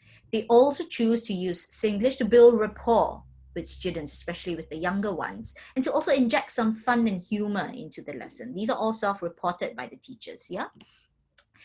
They also decide to use Singlish when they wish to concentrate on the message that is being conveyed. All right, and also stated that it is more time cost effective than using Singapore Standard English relatedly. And lastly, something that I would like to highlight, my colleague and I would like to highlight, as a springboard or stepping stone to speaking the standard. This we truly believe in, all right? That's it. I will come back to that last statement on, like I said, my colleague and I, because we're working on a paper right now, and we're using this last point, and we're proposing this last point. All right, so I will talk about that in a couple of slides' time. Since we're talking about teachers, I did a quick poll in one of my lectures to candidates of the postgraduate diploma in education program at NIE, the National Institute of Education in Singapore. This is the current intake. So they are still doing their course. They started the course in December 2019, and this was at the beginning of the candidature at a lecture I was giving for a course called Practical Pronunciation. All right, teaching them skills and strategies for teaching pronunciation in the classroom.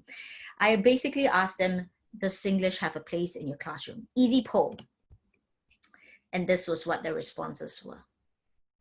Majority said yes, but of course, I think when I spoke to them and asked for reasons, it was similar to the reasons that Rani Rabdi that we've seen reported in Rabdi's 2007 article. And those who say no also had pretty valid reasons as well. All right. So these are teachers to be. All right. So my colleague, Mark Sahaiman, and myself, we have a forthcoming paper proposing a way forward with Singlish based on everything that, that we know about Singlish so far. This is what we feel. Singlish is part of the Singapore linguistic landscape and will continue to be. Variations and changes will inevitably happen, like in any living language, all right? And therefore that needs to be taken into consideration. Singlish cannot be seen as bad English because it is not. Following our predecessors and what they feel, we think that Singlish cannot be seen as bad English. And in our forthcoming paper, we highlight certain features. I haven't talked about features today because I think that wasn't the focus. I did not want that to be the focus. But we will talk about some features. And it is a variety of English in Singapore. All right. Singlish has social, linguistic, and educational value. And it is imperative, therefore, to recognize that learners come with a range of varieties of English and all levels of English proficiencies. And not only that, but also a range of languages that will affect their English language learning, and therefore also Singlish. Okay. So in the classroom, we think that there is definitely a place for Singlish, and it has to be alongside a more standard formal variety of Singapore English. As I referred to the previous, the point made earlier, Singlish, we feel Singlish could be used as a springboard for people to attain a more like standard variety as well. But at the same time, also recognizing the value of Singlish that needs to happen. All right. However, strategies of using Singlish in the classroom in both writing and speech, we're advocating both writing and speech, they need to match learner needs. So we need to know students' profiles, backgrounds, needs, proficiency levels to be able to use Singlish efficiently and effectively in the classroom. All right. That said, we are not proposing that Singlish takes over standard English. We propose that they work alongside more standard English. All right. This I feel strongly about. Singapore and Singapore English, this multicultural urban landscape has reached a juncture where the focus of language in education policies and language teaching and learning in Singapore can no longer be a top-down process. It needs to be the focus needs to be on creating awareness, harnessing the ability and, instilling and nurturing confidence in learners to be able to make as well as explain their language choices. I would love for all my students to exit my classes, to exit my school, to graduate from my language classes, having all that. And that is where we hope the future will lie for Singapore and Singapore English. All right, but in this entire endeavor, definitely we recognize that teacher training as well as stakeholder buy-in are key. If not, it would be an impossible task. All right, so I think that is mostly what I have to say today. Just a few concluding thoughts that I will leave with you, with everyone. How will Singlish change in the constant evolving linguistic social landscape of Singapore and the world in terms of its features, attitudes towards it, and the status it's given? What kinds of strategies for the classroom can be employed? And what needs to be considered in teacher training? And what are the ways to get stakeholder buy-in? These are some thoughts that we are asking ourselves, we are thinking about, and I would like to leave you with as well. All right, I hope today has been interesting for you and has given you more questions. I like it when things end that way, where there are more questions. So thank you very, very much for your attention, for listening to me speak for a long time, and for all your participation in questions. I look forward to more questions. All right, so I think we have good time for Q&A. Is Chris going to take over the Q&A session? Hello, I think Chris has just basically told me he's ducked out for 2 minutes. Where he's gone, I don't know, but back in a minute. But thank you on his behalf and everybody else's, thank you very much, Geraldine, for your incredibly interesting talk. So as you said, I mean, are there any questions from anybody that would like to ask Geraldine now? Sorry, where I am is very noisy. I hope you can hear me. So are there any questions for Geraldine? Maybe we could look at the group chat. So Neil had, thank you very much, Jonathan, for that. That's okay. I don't see any questions. Hi, hello. Yeah, sorry, can I was going to type my question in, but maybe it's easier. Can I just speak? Sure, no problem at all. Just your final point on your slides there. I noticed that you put it in as a question to take away and think about, but when you mentioned about if you can go back one more slide. One more. This one? Right. So you mentioned that teacher training and the stakeholder buy-in are key to the endeavor. And as soon as I saw that, my immediate thought was, how do you get that? So I don't know how much of your desire to make Singlish make more use of it in the classroom, etc., and how much of that people are on board with, or how much resistance there would be to that. So I wondered if you had any thoughts about how you get more buy-in for that already. Thank you very much for that, Neil. It's definitely recognizably a mountainous task. It's something that a lot of linguists have been fighting for a very long time. Very honestly, I don't think we'll be successful immediately. But I think our stand at the moment, at least a personal stand for me at the moment, is it helps that I'm in a position where I do research in the area, and I also teach courses in the area to future teachers. So bit by bit, I think through the sharing of the ideas about Singlish and the underlying things that people don't think about, because usually people focus on the fact that Singlish is bad English, that it will take away standard English, but that is not the rhetoric that we are going by. And I emphasize that a lot in my classes. And I slowly see, I've taught, I think since I got back and joined the faculty, I've taught maybe about 3-4 batches now. And it's always quite a good take that they agree. They start off by thinking, Singlish is bad. But you can see a genuine realization that actually maybe it isn't. It's something that they should consider. And for me, that is success.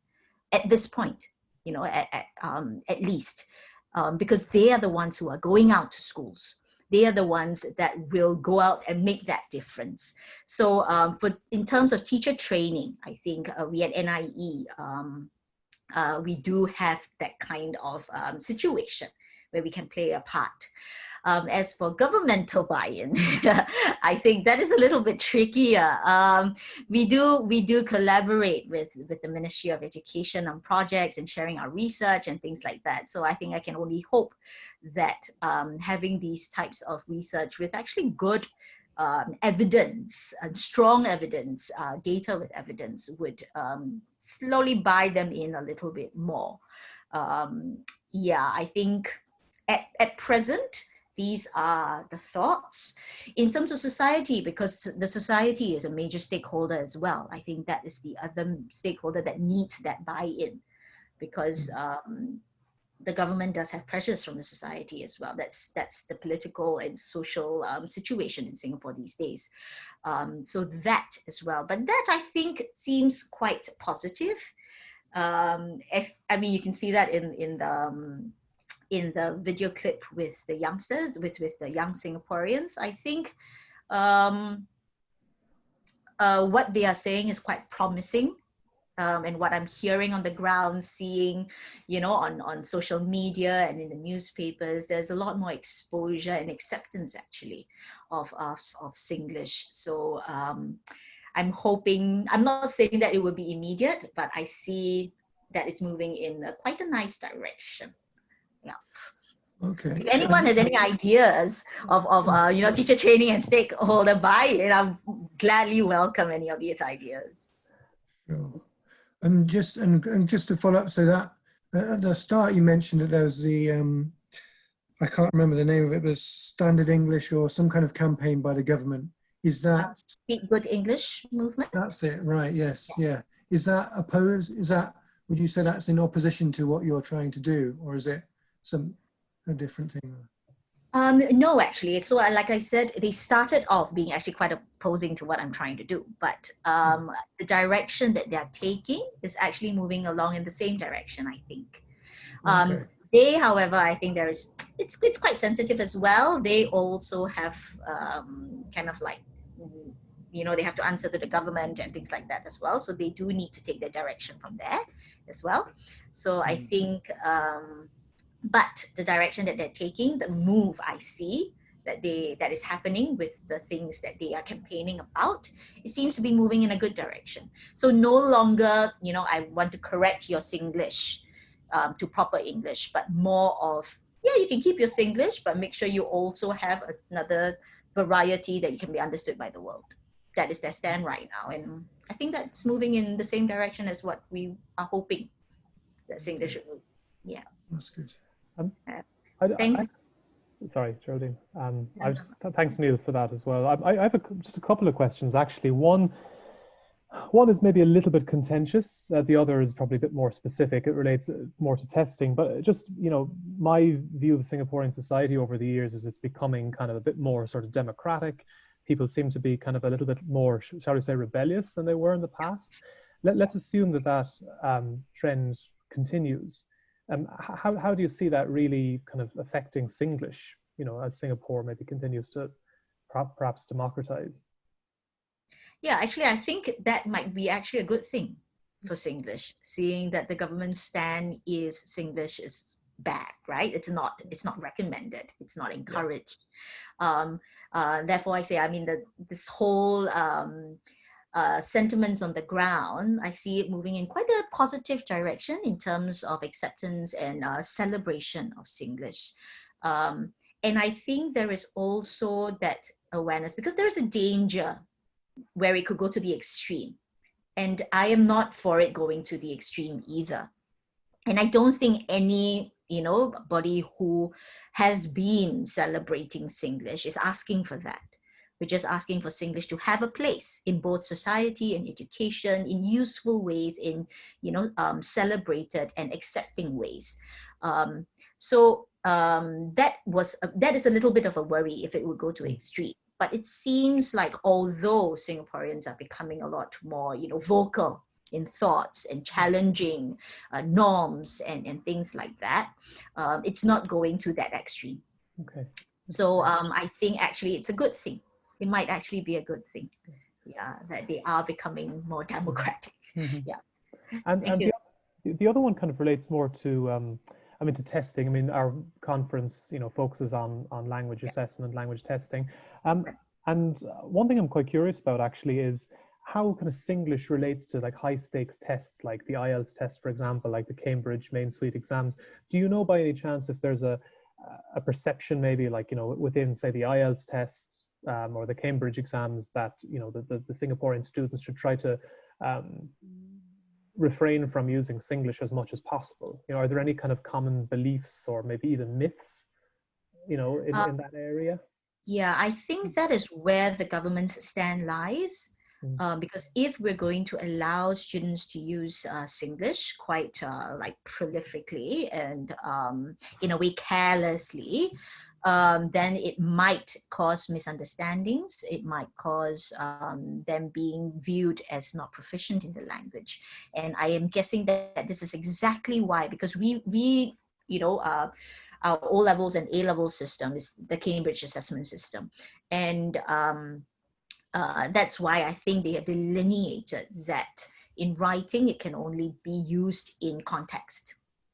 Yeah, and I think they did give examples in that statement, and sometimes in context it should also be explained for a person or for a reader that it's outside of your Singlish community. So I think that is where the government's, or rather the ministry's stand lies. That largely is because of the assessment, and I can understand that. I think so. I'm not, we're not. I don't think anybody is challenging that. It's more of using Singlish more effectively in the classroom, and not just saying no Singlish at all, right? But to consider its usefulness, I think, with that.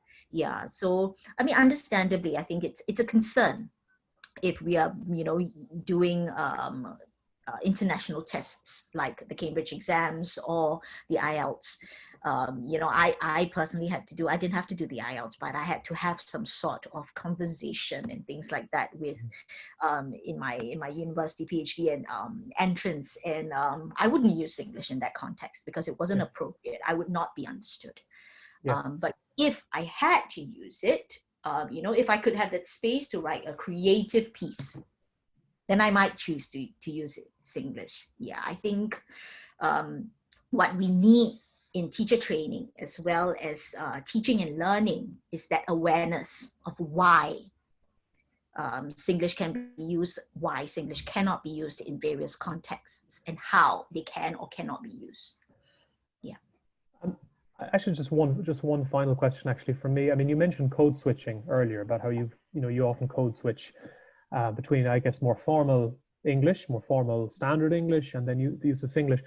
Is it possible, because of the kind of variety of maybe communicative contexts in Singapore, that you could completely misjudge the situation and use, the wrong code, as it were, in a kind of conversational exchange? Is it possible to completely just kind of misjudge your audience and kind of use and kind of use like a very, very informal way of speaking Singlish when maybe a more formal one is required? For a person who is able, say for me personally, I think I would not be caught in that kind of situation. Yeah, I don't think I would be caught in that kind of situation. But for issue. somebody, not for me, but I could imagine that it could be for somebody who is not as proficient in switching. Okay. Yeah. So I think referring back to the video of the millennials and what they thought about Singlish, there was this boy who said that it's quite difficult for him sometimes to switch between the two because he is not very proficient. I think he's aware of it.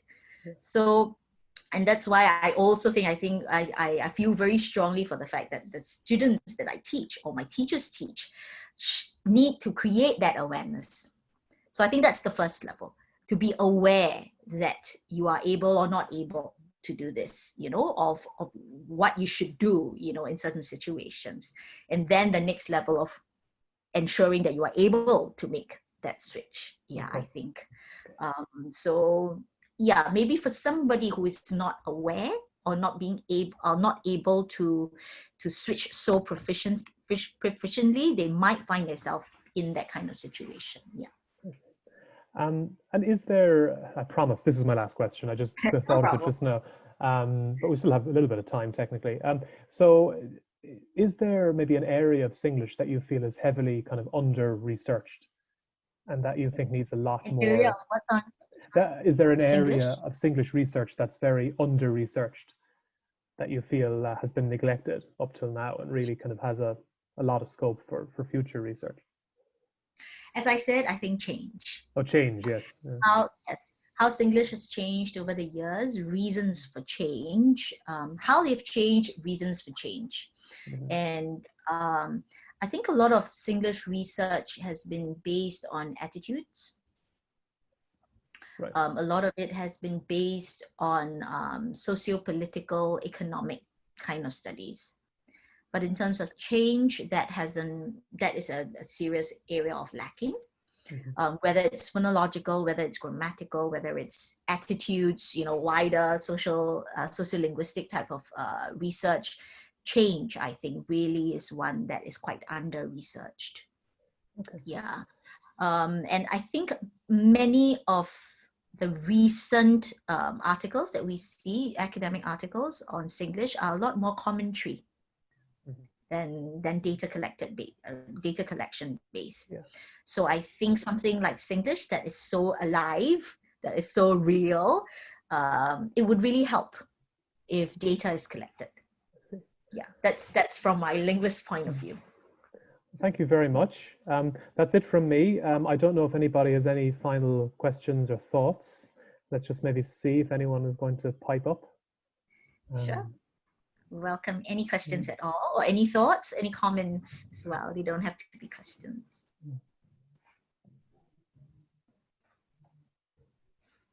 There was a question from Neil earlier about what abadan means. So yeah, I said that it's, obviously abadan, like obviously you don't have to ask, you know, that kind of thing.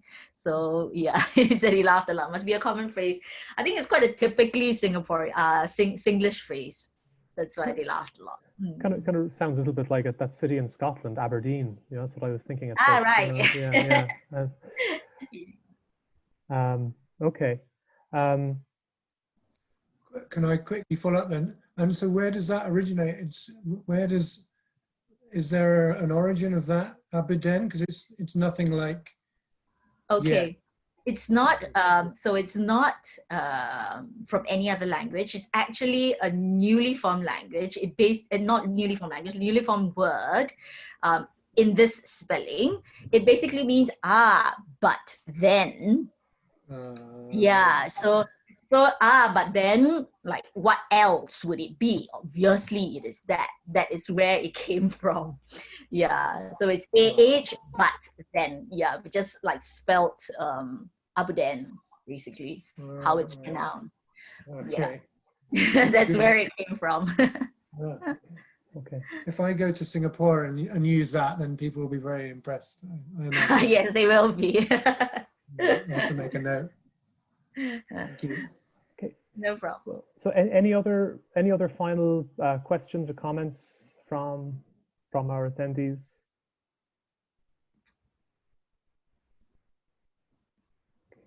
Anyone at all? I think that probably does it. So with that, Geraldine, I should say thank you very, very much for that fascinating workshop or webinar. You know, I'm not sure exactly what terminology people prefer these days, but I've heard both. I think webinar seems to be the way that it's going. Yeah, that was fascinating. It's a topic that interests me. I've learned a huge amount today, and I particularly like the videos that you included and the kind of more practical, hands-on kind of deciphering that we have to do. So I found it to be a really, really enjoyable 2 hours and 40 minutes. So thank you so much for that. We really appreciate you taking the time to launch our pre-conference sessions. Certainly, you know, it's started on a high as far as I'm concerned. So is there anything, Geraldine, that you'd like to say just in closing before we finish up? Or is that? Yeah, thank you very much for all that, Chris. Yeah, and thank you very, very much for the opportunity to talk about something so close to my heart and for being interested in this as well. I'm really glad that I'm honored to be able to kickstart this year's conference, and I'm really happy to have all of you and all the questions. Thank you very much. If there are any further questions at all or concerns or just anything you want to talk about, please feel free to get in touch with me. My email address, I think, is available, well, here. I believe it's in the recording as well. I believe recordings will be made available for everyone. They will indeed, yeah. So the recordings will be made available. Yeah, so please feel free to get in touch for any conversations at all, even if it's just comments or anything. Or if there's anything that you would like to know more, please feel free. I welcome them all the time. Yeah, so thank you very much. And I'm glad that you've enjoyed. Yeah. Great. And yes, thank you very much again, Geraldine. And I'm just going to post a link, everybody, to the survey, which you can do on the TCS platform, our lobby platform. As I said, if you complete the survey, you'll receive a certificate of attendance at today's workshop. So if you could complete that survey, which I've just posted in the chat box, that would be great. And as well, also there's the Singlish debate that we've set up as well on the same platform. So that's going to be open for another day if you want to add any final thoughts to that. So with that, I'll just bring the workshop to a close. Thanks everybody for coming, wherever you are in the world. So I'll say good evening, good afternoon to you all, and I hope to see you at future pre-conference events as well as the conference itself. Right. Thank you very much. Thank you very much, Chris, and your team for everything. Thank you, everyone.